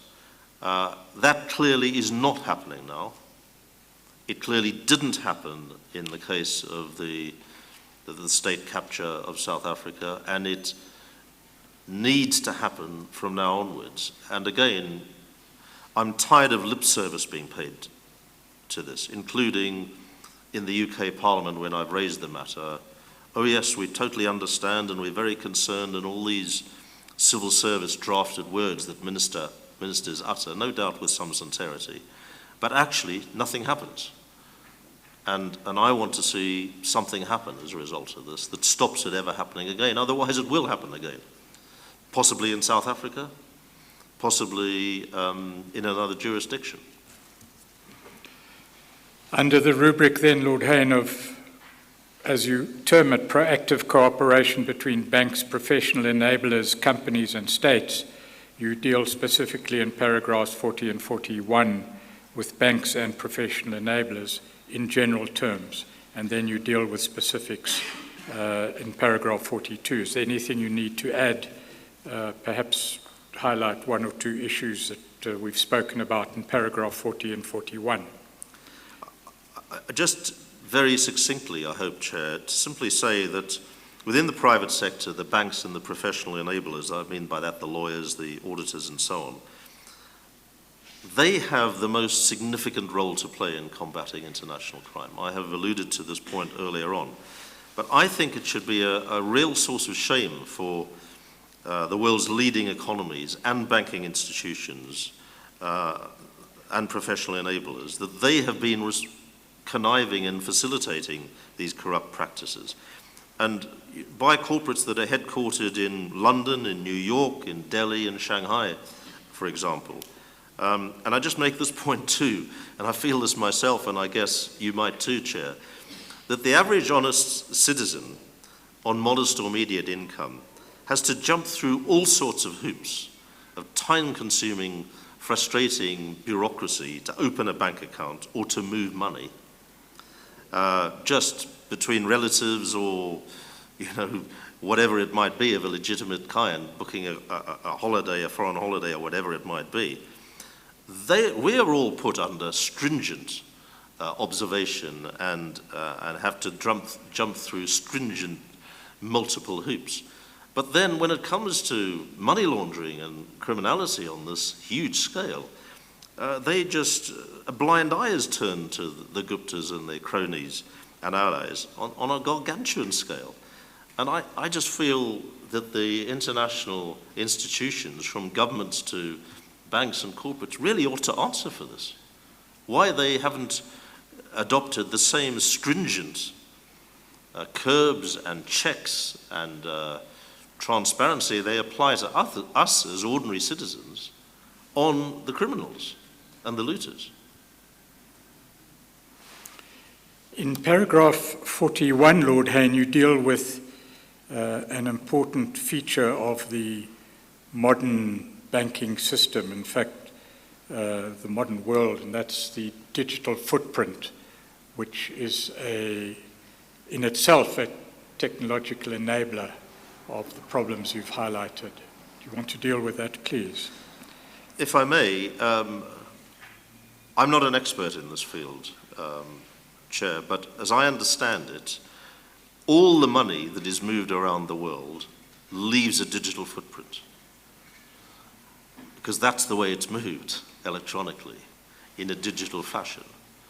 It's not like the old way where you stuffed brown paper bags full of money. That may have happened and may even be a matter for your consideration in the Commission. But broadly speaking, the billions that are moved around the world every day are not in brown paper bags stuffed full of cash of various currencies. It is digitally. And a footprint is left, and therefore I think that although I've been highly critical of the HSBCs, the Standard Chartered, the Bank of Baroda's, McKinsey, KPMG, Hogan Lovells, Bain & Co., SAP, and so forth. Actually, what I'm appealing to them now is to actually assist, including yourselves, if you judge this assistance you'd encourage as a commission, but more particularly the enforcement authorities, the governments and the regulatory authorities, and specifically the South African ones, to recover the money, identify where it went, because they can do it. There is no excuse, given the digital footprint that it leaves, for them not to do it. Lord Hain, in paragraph 42 and following, you deal with one of the issues raised by you earlier this morning, and that is the frequency of the problems encountered in understanding who precisely owns a particular company, be it a shelf company, shell company, or direct ownership of assets. And you make some recommendations in that regard. Do you wish to deal with that, please? Please, yes, Chair.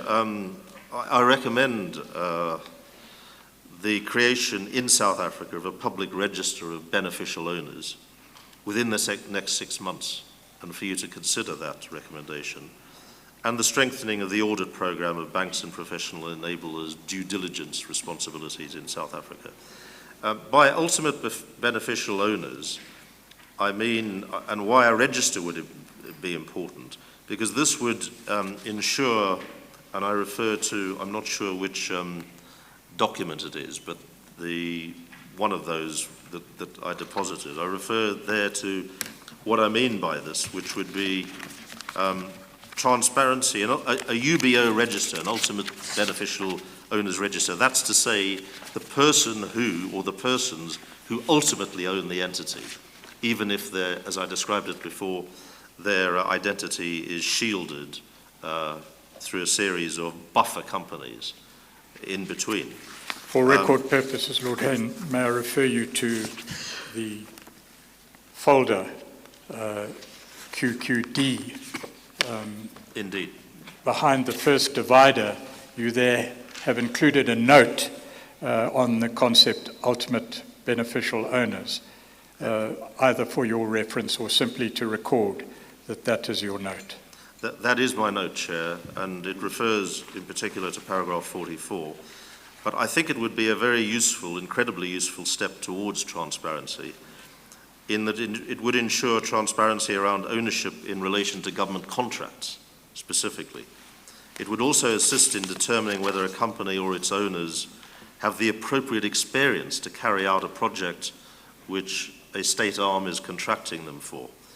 In the Commission, I would submit, need look no further than the Estina dairy farm example to see that the ultimate owners behind the project, the Guptas, had no dairy farm experience at all and were plainly inappropriate for the funds allocated for that project. And up until the time that such a register is created, could I recommend that the Commission consider and the South African government adopts a policy that it will not engage with companies that are unable or unwilling to demonstrate who their ultimate beneficial owner is. If the companies have nothing to hide, then they will have nothing to fear in this regard. So that's something that could happen immediately, a policy, as opposed to any statutory regulatory steps that would be needed to establish a register. Of course, our own Treasury regulations may already require that or something similar, and then it's a question of enforcement rather than the creation of a new legitimate framework of requirements. But that's a matter that we can look in more detail. The point is that the ultimate beneficial owner of any entity with which the state does business, as it were, should be known. It should indeed be known and immediately transparent, Yes. Especially when getting a public contract, Chair. In that same divider, Exhibit QQD, Lord Hain, in the first portion of that exhibit, you deal with shell companies and you deal with the concept of ultimate beneficial owner. You also deal with unexplained wealth orders, but that we can come to in due course. Indeed, Chair.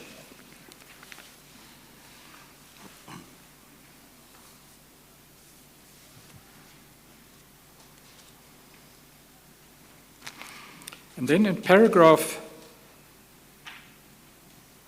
45, you deal with the auditing function, and particularly due diligence auditing. I do, Chair.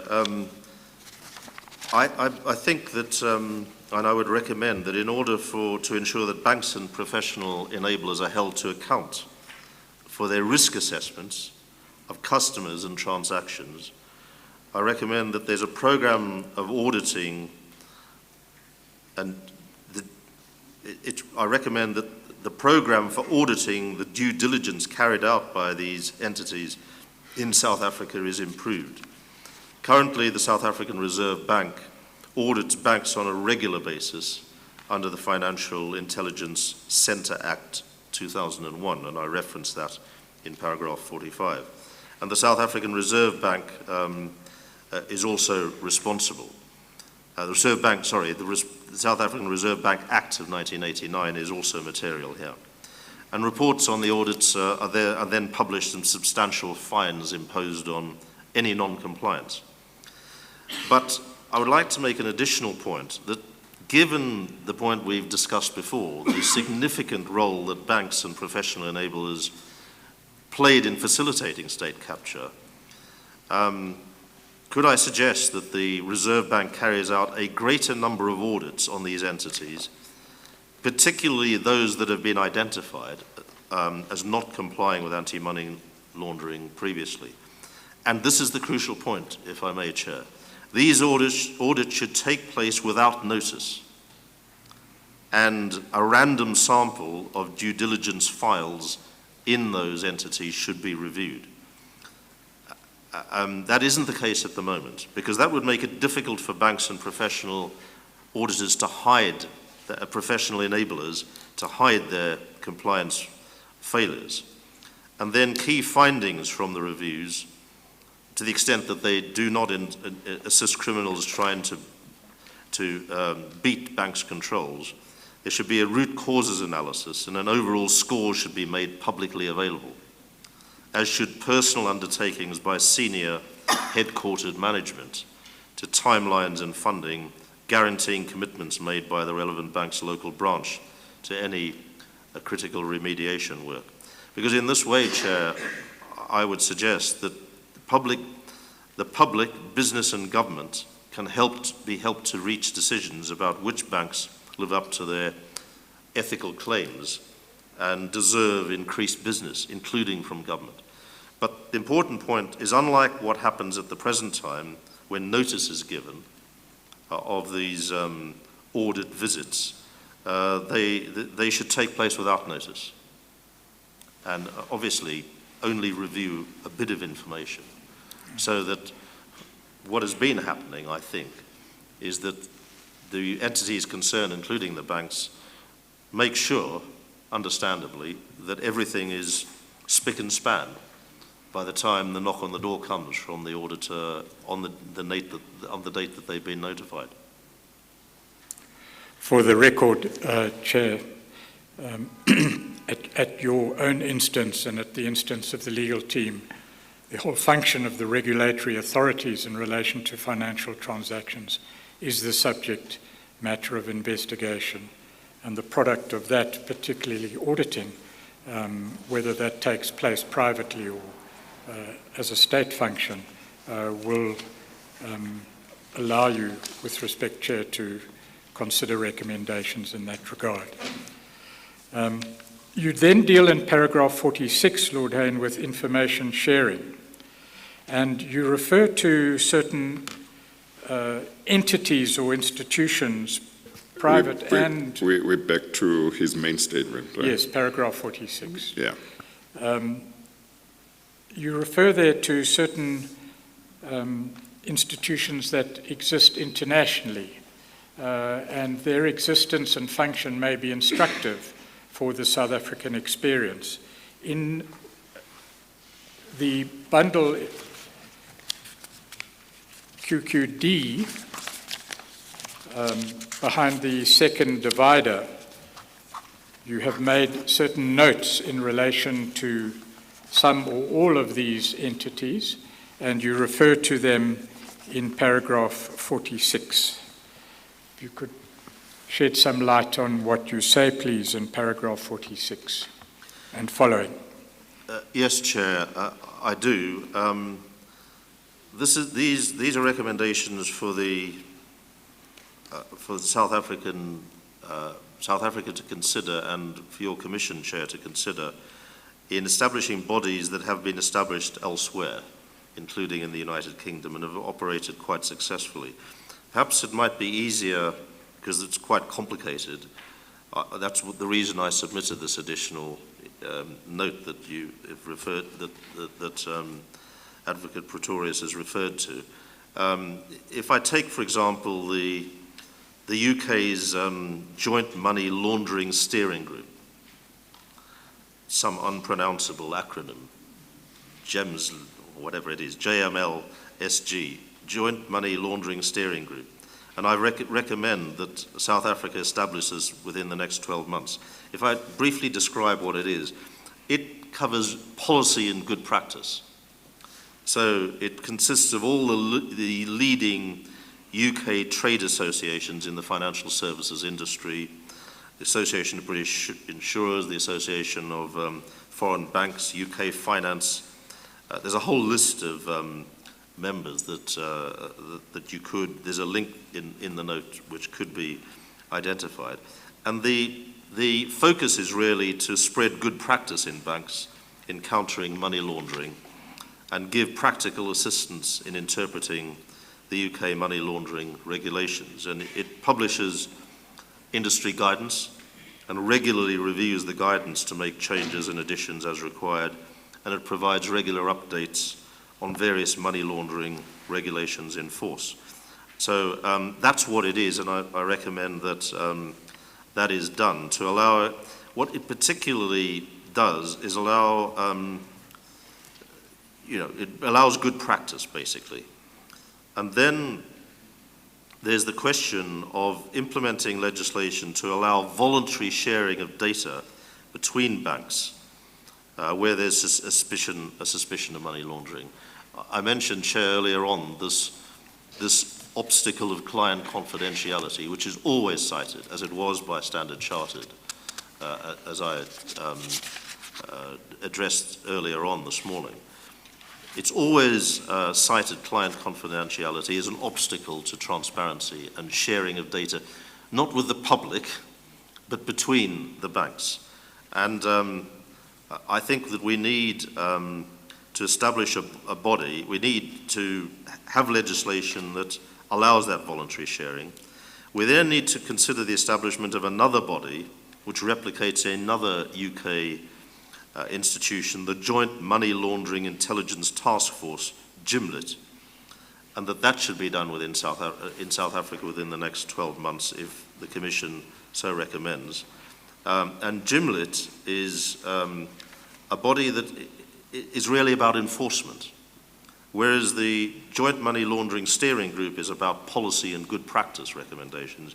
This is about enforcement. So it's essentially a partnership between law enforcement, the government and the financial sector, including the UK agencies, the Financial Conduct Authority, the National Crimes Agency, the Serious Fraud Office, and so on. And it's got over 40 financial institutions, including HSBC and JP Morgan and Royal Bank of Scotland and so on. And its focus is to share public-private information regarding money laundering and wider economic threats. And it allows banks to work with law enforcement to detect money laundering threats by sharing, and this is crucial, sharing the confidential information that they have as separate banking institutions with other banks, between each other and with the regulators. And they can do that under this initiative. And clearly, in the South African state capture saga, that didn't happen. Or it could have been spotted earlier and something dealt with it. I mean, it also improves the financial institutions' commitment and prioritization of risks and strengthening bank systems and controls. And this sort of law enforcement can help establish a comprehensive understanding of a case they're investigating, because, to use a phrase, I think a South African phrase, they can join the dots between money laundering and money laundering attempts at different banks. And that isn't happening at the present time. And that was one of the reasons why the Guptas in particular were able to get away with what they did. You will recall, Lord Hain, that we discussed your concern with time periods, which you mentioned in relation to a number of the suggestions you make. And I understood you to be of the view that there is some urgency, particularly in relation to the repatriation of funds or the recovery of funds. Yes, I mean, I think there's some urgency in establishing these new bodies, if the Commission so recommends, because we don't know whether this is continuing at the moment. I mean, all the focus has been on the Gupta brothers and their patron, former President Zuma, but you know, I think people in business and in the financial sector in South Africa, well-placed senior people, tell me that the problem is continuing amongst others, that there could be a tendency, and that's for you in South Africa to assess rather than me, but there could be a tendency to say, we deal with the Gupta problem and then we've dealt with the whole thing. And actually, it's just, if I could use the phrase, perhaps the largest iceberg in a lake of many icebergs of corrupt practice. So I think there is a lot of urgency in this, and that's why I've suggested those time frames. On the question of asset recovery, Chair, if that's what I'm being invited to address at the present time, is that correct? I referred to this only in outline in the notes that have been referred to in the exhibit. But my concern is that the South African authorities, the government and its agencies, are not pursuing asset recovery with the urgency that is needed. And this money is being spent. I quoted the example of the wedding by the Gupta sons. That's a lot of money, 400 million rand. That's disappearing, and it's being moved around different jurisdictions. And although, you know, I think I'm not the first to observe that the South African enforcement and regulatory authorities, the National Prosecuting Authority, for example, which at last is under good leadership, are sort of submerged by the pressures, and there's a capacity issue. But there is also the option of using other means to recover these assets. And I give the example, for instance, of the Nigerian government. It's through civil action in the English courts by the private agencies that it has commissioned against Shell, against the Italian oil company Eni, and against the global bank JP Morgan. It expects to recover $1.2 billion, American dollars, for the Nigerian government from money which was stolen, I think mainly in the oil sector. Now they're using a method which is that the private agencies concerned working for the Nigerian government, and they can't do this without the government's authorization, are actually then recovering the assets. They don't require an upfront fee. They pay a negotiated, agreed percentage or amount of what they recover. And I understand that they've already recovered for the Nigerian government something like $70 million US, which is multiple hundreds of millions of rand already out of the 1.2 billion that they're targeting.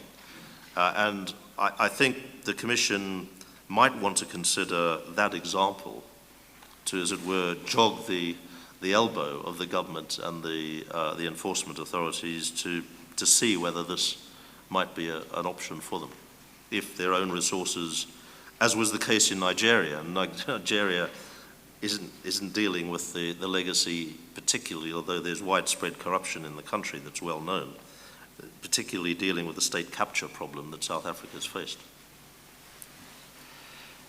Lord Hain, just to get back to your recommendations regarding steering groups and information sharing, you make the point in paragraph 49. It's not an obscure reference that you make there to the point that whilst based on the digital footprint of records in financial transactions, each institution separately will have information. It is only when this information is collated by joint action and cooperation and information sharing that maximum use can be made of this information. Indeed, Chair, the digital technology which facilitates all of these problems is actually deployed through systems that the international banks and the professional enablers have. And so, as I describe it in paragraph 49, I think the banks and the professional enablers are therefore the first line of defense when it comes to corruption, and a private-public sector partnership, I think, is integral to reducing financial crime.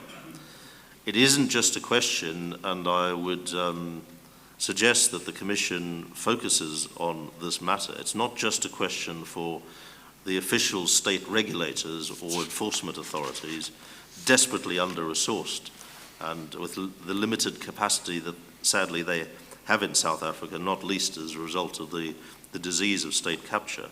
They need the private sector, the financial sector, and the professional enablers to come to their assistance, share information, and they must stop hiding behind the confidentiality or the limits of their current reporting systems and work collaboratively and proactively to share useful data and intelligence on a confidential basis, of course, with South Africa, global and regulators and enforcement agencies. I think that should be their duty, and they clearly have not been fulfilling that up to now. In paragraph 51, Lord Hain, you speak of the need for information sharing to take place in addition within institutions, within banks, and within profession enablers. And in this context, you deal with the concept of passporting, as you describe it there in paragraph 51. Would you explain that to the Chair, please? Indeed, Chair. Because these banks and professional consolidators, professional enablers, consolidate their data across their organizations. They should be doing that. They aren't doing that at the moment. That means information should be shared across different product departments and geographical areas.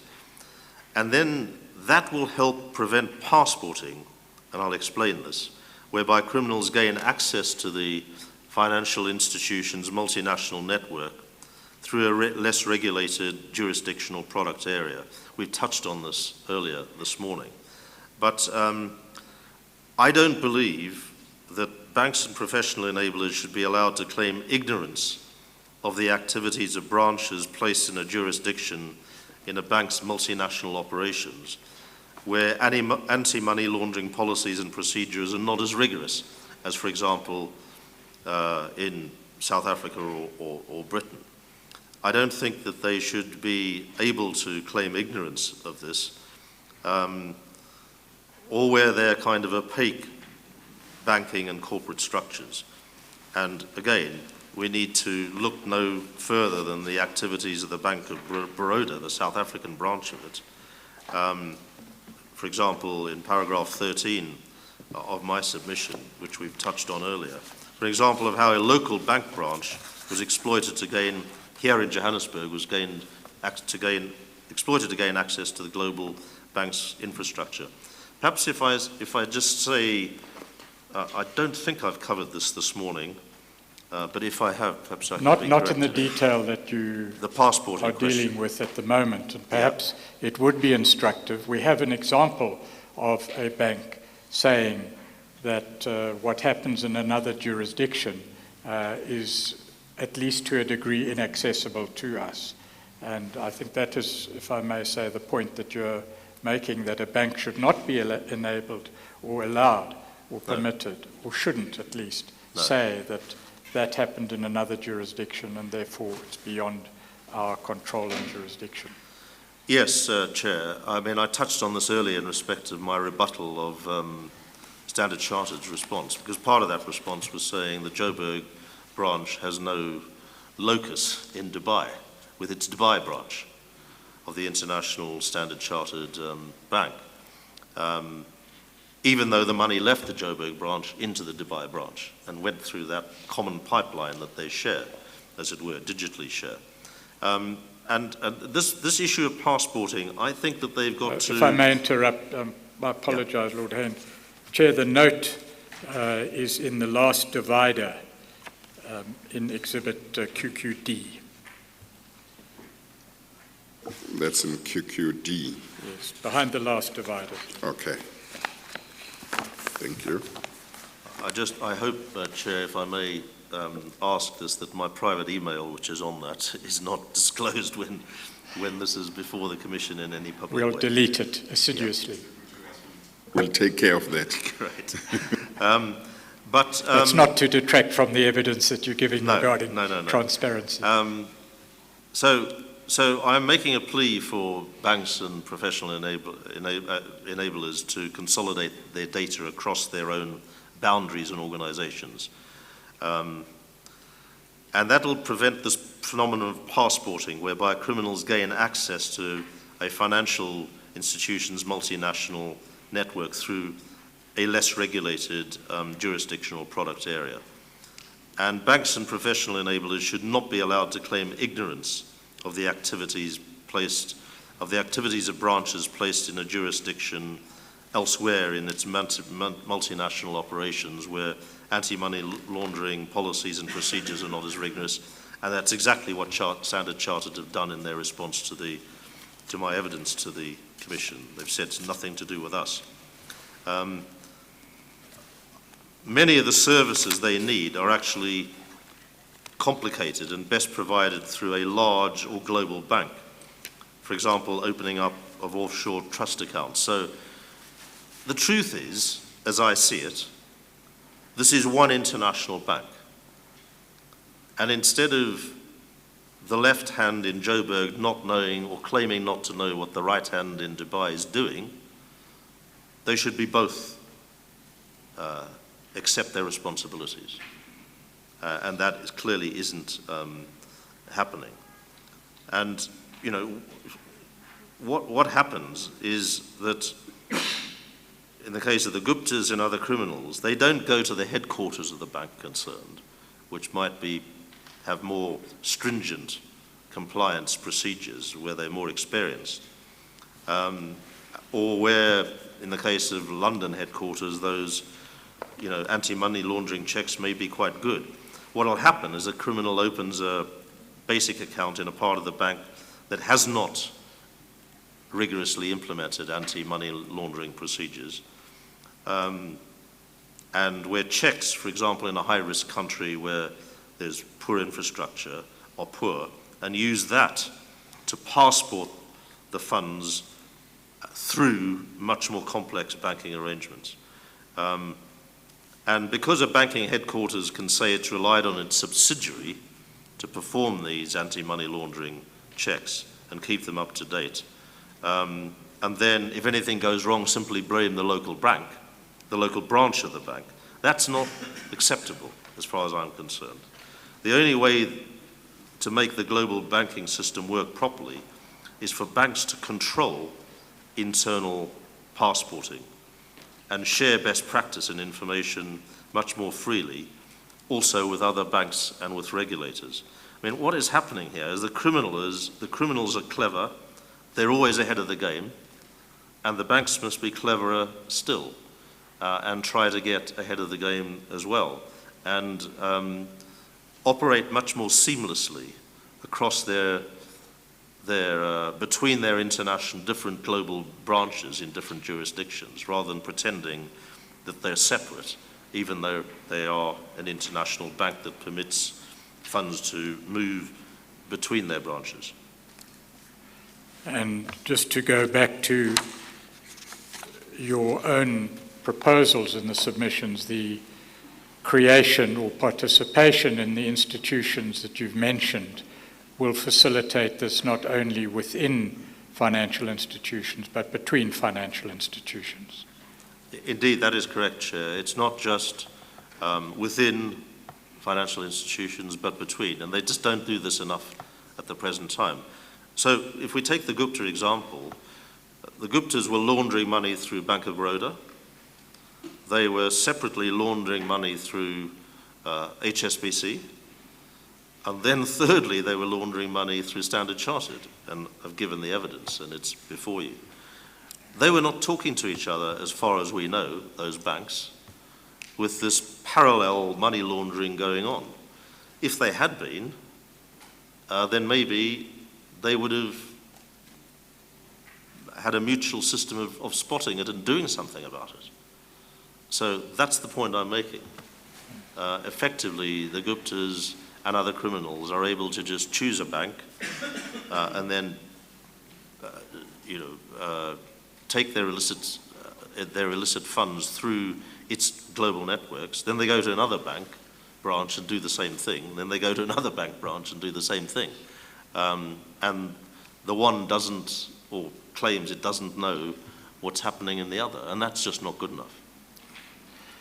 You refer somewhere in the statement, Lord Hain, to best practice, and I understand that to be a reference to the establishment and enforcement of international best practice on an international scale. Yes, I do refer to that, Chair, and I've referred to the Joint Money Laundering Intelligence Task Force, JMLIT, because in paragraph 55, for example, because it promotes the exchange and analysis of information in relation to money laundering and wider economic threats, and this is important, since its inception, it supported and developed over 500 law enforcement investigations and has directly contributed to over 130 arrests and the seizure or restraint of over 46 million UK pounds sterling. That's a considerable amount. That's many hundreds of million rand. So it's had results, and I think that as in the UK, if South Africa formed such a new body of an appropriate kind in the country, it should be comprised of both local banks and international banks, because corruption and money laundering occurs through both. It goes out through local banks and the local branches of global banks. So they all need to be involved in this new body, and if it can be as effective as it has in those cases, in the 500 cases of investigations in the UK, then I'm sure it can be in South Africa as well. Are you aware of any cross-border cooperation between different financial institutions, or are there any suggestions that you might have in that regard? In other words, across national boundaries rather than solely within national boundaries. Well, there is the Financial Action Task Force, Yes. Which I refer to later on in my evidence in paragraphs 76 and 77, Chair, if that's what's being referred to. And I think that's been carrying out an investigation in South Africa at the present time, or certainly recently. I think it's due to report next year. But although it's a member, it has in membership the Financial Action Task Force. If I, take this opportunity to just describe it for the benefit of the Commission. It's an intergovernmental body with 37 member states. I must apologize for taking you out of sequence. No, that's okay. That FATF is also referred to in QQD behind the second divider on the second page of that section. Oh no, on the first page of that section, under the head Financial Action Task Force. If you don't mind then to deal with it now. So, Chair, as I say, this is an intergovernmental body with 37 member countries and 2 regional organizations, and there is a link in the note I provided to its membership. And its focus is combating money laundering, terrorist financing, and other related threats to the international financial system. It's a policy-making body, not an enforcement one as such, which its objective is to bring to national legislative notice the regulatory and legal reforms that should be implemented to keep up with the criminals and the terrorists. And it's developed a series of recommendations which are international standard recommendations for combating money laundering and the financing of terrorism and the proliferation of weapons of mass destruction. And it conducts independent country reviews to provide public recommendations and criticisms. And they often lead to changes or pressure for change in those countries. And as I say, it's conducting an inquiry into South Africa at the present time. And I don't know exactly when next year it's due to report, but it may be worth making contact to see if its findings and likely recommendations would be of interest to the Commission Chair. If we may then go back to the text of your statement, Lord Hain, in paragraph 53, you've touched on issues raised there, and you refer in particular to the UK Joint Money Laundering Steering Group. You have referred to that. Yes, I've referred to it and described it already, suggested that it is also established here, Chair, in South Africa. But the guidance that it's issued has reportedly reduced enhanced the ability of those in the financial sector to comply with the laws and regulations, because it's written by those who have an in-depth knowledge of how the sector works on the ground. So because it's a body that involves the financial sector, they have been able to provide their expert technical advice and has actually been working quite well. And I also suggest that to buttress that there's legislation permitting the voluntary sharing of data between banks where there's a suspicion of money laundering, and that should be implemented in South Africa, as I recommend in paragraph 54, as has occurred in other states. For example, the UK's Criminal Finances Act 2017 introduces voluntary information sharing between regulated entities such as banks and professional enablers when they've notified the UK's National Crime Agency of a suspicion of money laundering. So where it didn't used to be felt that they could voluntarily share information across their entities for the client confidentiality reasons principally, this legislation, the 2017 legislation in Britain, does permit that. And it permits them to communicate when there's a suspicion and collate relevant data held by the different organizations so they have a more comprehensive overall picture of what is going on. And that in turn enables regulators to sort of better allocate resources and make a better assessment, a more accurate assessment of what action needs to be taken. So it seems, it's early days yet, but it seems to be a positive benefit in the UK, and it may well be worth South Africa looking at as well. Yes. For the record, once again, Lord Hain, the South African legislative framework does provide for an obligation on banks to report to authorities suspicious transactions, as they are referred to. Quite what happens once that report has been made is a topic that the Chair will be examining in due course. But I think the point here is that in addition to an obligation that might or might not exist upon a bank or other financial institution to report to the authority, you're suggesting, am I right, that there be information sharing permitted between financial institutions to enhance that reporting obligation?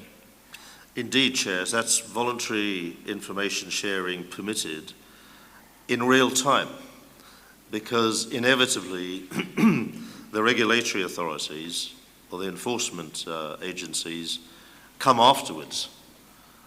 And if there was this legally sanctioned voluntary sharing of information, indeed that it was urged under the law that this were done, you might be able to nab these guys in the, nip this problem in the bud, to track down what was happening in time to stop it, and prevent the looting which we've been concerned about here. Well, with regard to information sharing, it seems to me that One advantage which it would have is that whereas if client X is dealing with a particular bank and that bank sees or becomes suspicious of a single transaction, but not deeply suspicious, but they have some question marks, and then it takes 6 months before there's another suspicious transaction, it might take long before that bank says, no, we need to do something with regard to this client. We must look much more deeper into this. Whereas if the same client is using 3 or 4 banks, using this one bank for this suspicious transaction and another bank for another suspicious transaction and another bank for another suspicious transaction, and they all share this information at the same time, they could act much more quicker, all of them, to say, it can't be that this is innocent. Why? What's happening? That's the kind of situation where I think probably could be very helpful in getting the banks to act much more expeditiously. Absolutely, Chair. That's precisely the point. That not only would there be, as it were, a notification process to the relevant agency, statutory agency, which I guess happens at the present time, but sometimes only retrospectively, but that this would be happening in real time, and it would be enhanced by common sharing of data in precisely the way that you've described, Chair. Thank you. And of course the question arises as to whether such legislation, perhaps consideration should be given to making information sharing in certain circumstances compulsory rather than voluntary. But that's a matter beyond our... Indeed, certainly well beyond my pay grade, that one. Well, I was going to ask you, Lord Hain, whether you had a particular reason for choosing that the information sharing between banks should be voluntary, or whether that's just what came to your mind, whether there was a special reason why you were thinking like this. Like that. I'm particularly thinking of a suspicious, where a bank is suspicious of a transaction. Or maybe it could be that, as you see it, there could be a level of suspicion where the sharing of information should be voluntary, and the more serious or the stronger the suspicion is, then the more likely that it should be compulsory, the sharing should be compulsory. I'm not sure, but I wanted to find out whether you had a special reason for saying it should be voluntary. Well, I think, Chair, that, and it's a very important point that you raise, I think it should be a requirement, a statutory requirement, to share voluntarily information. So that it's done, my point about in real time, because, I mean, they have, banks, international banks have monthly or weekly reports to their management in relation to their assessments of money laundering, any risks to that effect. They do this themselves. You could argue not very effectively in this case, but they do it themselves. So I think that they should be required to share that with the South African authorities, and required to voluntarily share it rather than doing it through a sort of rigid bureaucratic route with each other. I mean, I think that's the point. It would be a daily, as I see it, and I'm not a banker and I'm not an expert in this field, but a daily automatic requirement that they think, right, there's something I'm a little worried about here, I think I'm going to tell the neighbour bank. Yes. Just in case. There's bank accounts that they might have from the same individuals. Yeah, thank you. And perhaps the general point I might make at this stage, Chair, which I make in terms in paragraph 56, is I don't think there's any good reason for foreign banks to be better informed of the financial crime risk they present to South Africa than the South African regulatory and enforcement authorities themselves. And unless they are more transparent and unless they share their information more readily, they will know of financial crime happening or have suspicions about it well before the regulatory authorities. And that doesn't seem to be right to me. You've then dealt with, Lord Hain, the issues you raised in paragraphs 55 and 56.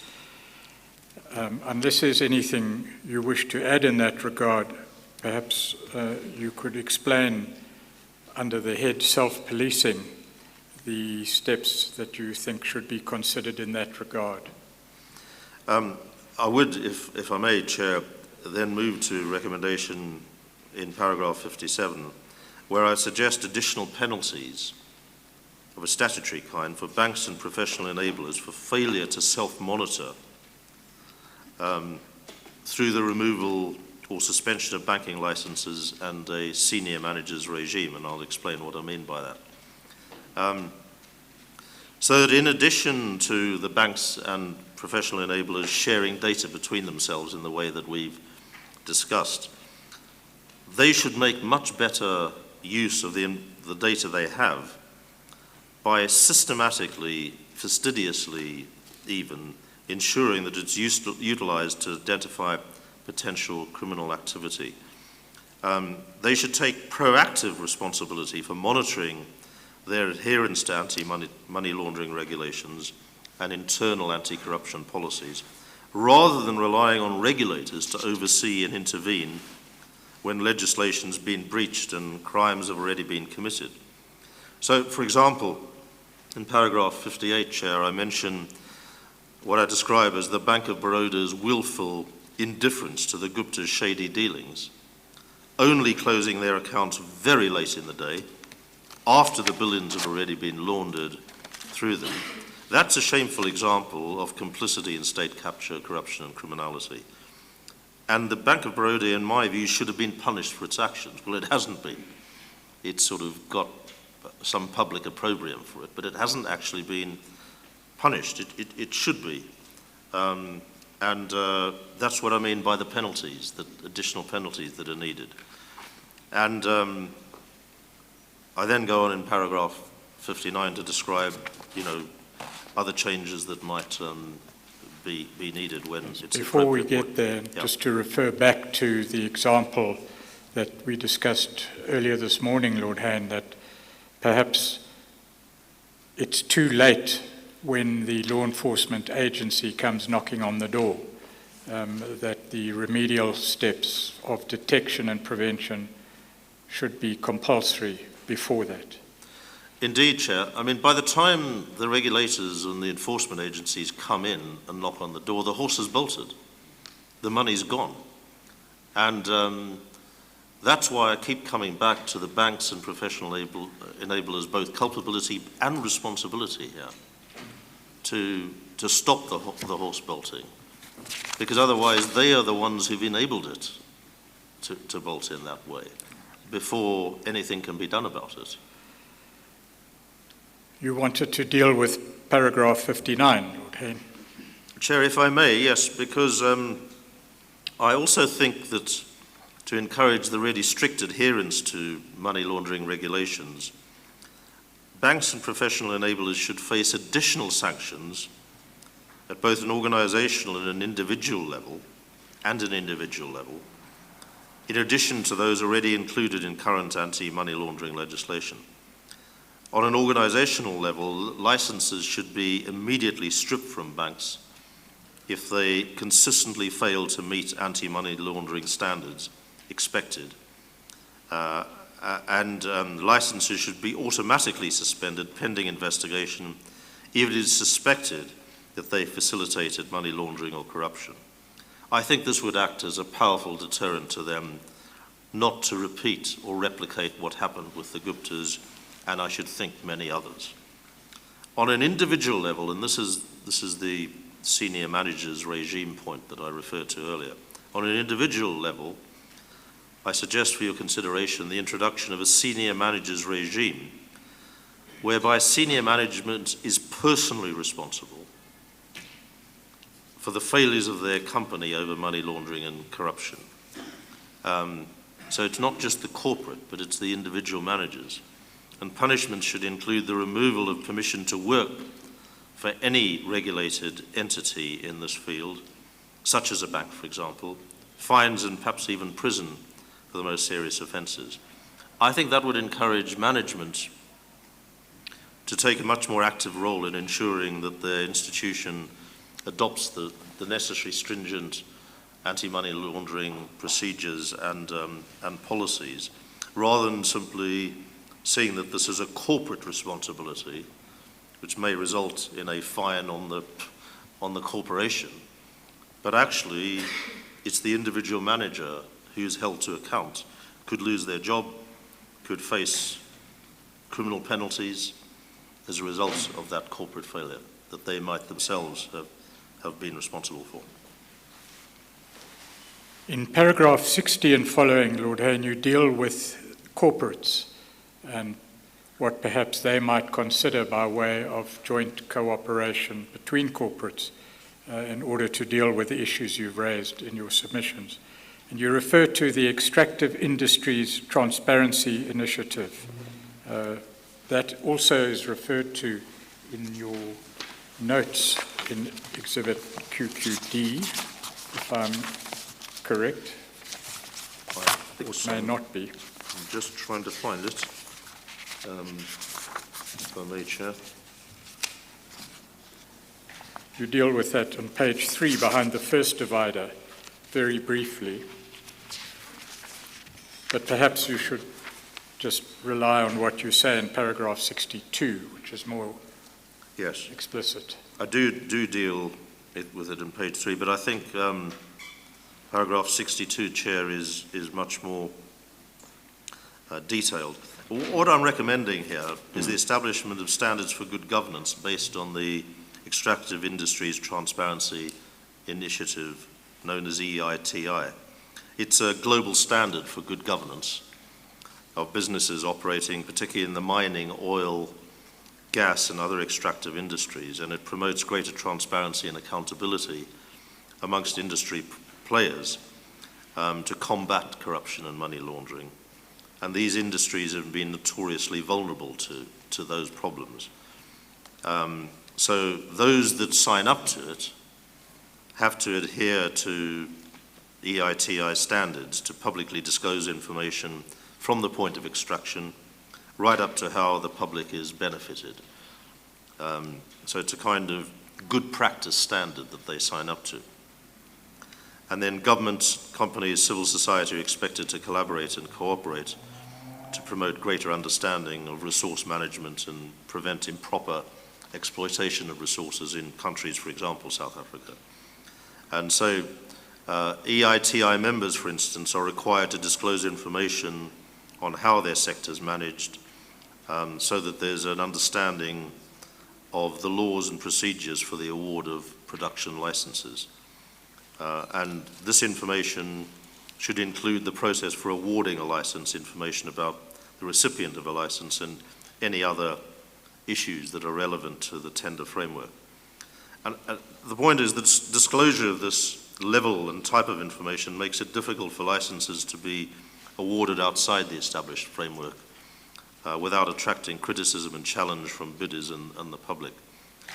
But the additional point I make, Chair, in the following paragraph 63 is that it's clear from the South African state capture experience to me, and I hope more widely accepted, that the extractive industry should not be the only business areas that are subject to these kinds of codes of practice.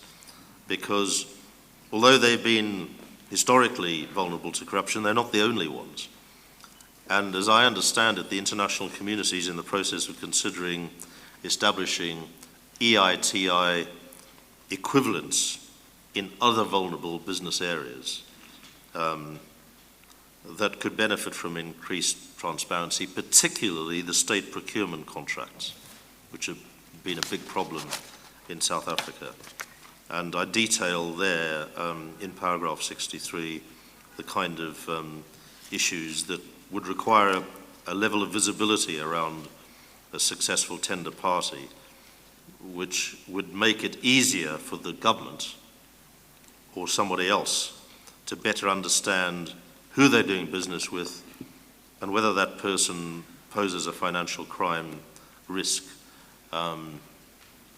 Because, again, this problem came up time and time again with the Guptas. So I'm suggesting that South Africa joins the EITI initiative as a matter of priority, and for the Commission to consider that, to tackle corruption in the extractive industries, but more broadly as well, rolled out to other sectors so that other appropriate business areas are subject to those kind of codes of practice in South Africa as well. Particularly, if I may say so, state-owned enterprises, where the problem has been rife of state capture. In paragraph 65 and following, you deal with a new issue, Lord Hain. Perhaps to take us up to the time for the long adjournment, you wanted to preface what you say in paragraph 66 and 67 with a general comment regarding the topics you deal with there. Yeah. Chair, in this section I'm dealing with the question of black economic empowerment. And I'm very strongly supportive, as I imagine the Commission would be, of the principle of black economic empowerment, very strongly supportive of it as part of the transition from the historic discrimination under a white-owned and controlled economy during apartheid. But what is true, I'm afraid, is that there is increased protection, I believe, necessary in order to ensure that the legitimate and very important aims of BEE are not undermined and distorted by corrupt manipulation by a few corrupt individuals, including the Gupta brothers, with their bribery. And unfortunately, in recent history, a lot of the contracts with state-owned enterprises were awarded to BEE enterprises under that label that did not have or intended to obtain the requisite capability to perform those contracts satisfactorily, nor indeed to further the aims of the black economic empowerment movement. In other words, they were perverting the important and valid objectives of the BEE movement and policy, government policy, which I support. They were manipulating it and perverting it. So I identified, for example, earlier on in this document, in part 1, the Gupta businesses and those related to the Free State that were often claimed to be BEEs, but which did not deliver on their promises or empower black communities at all.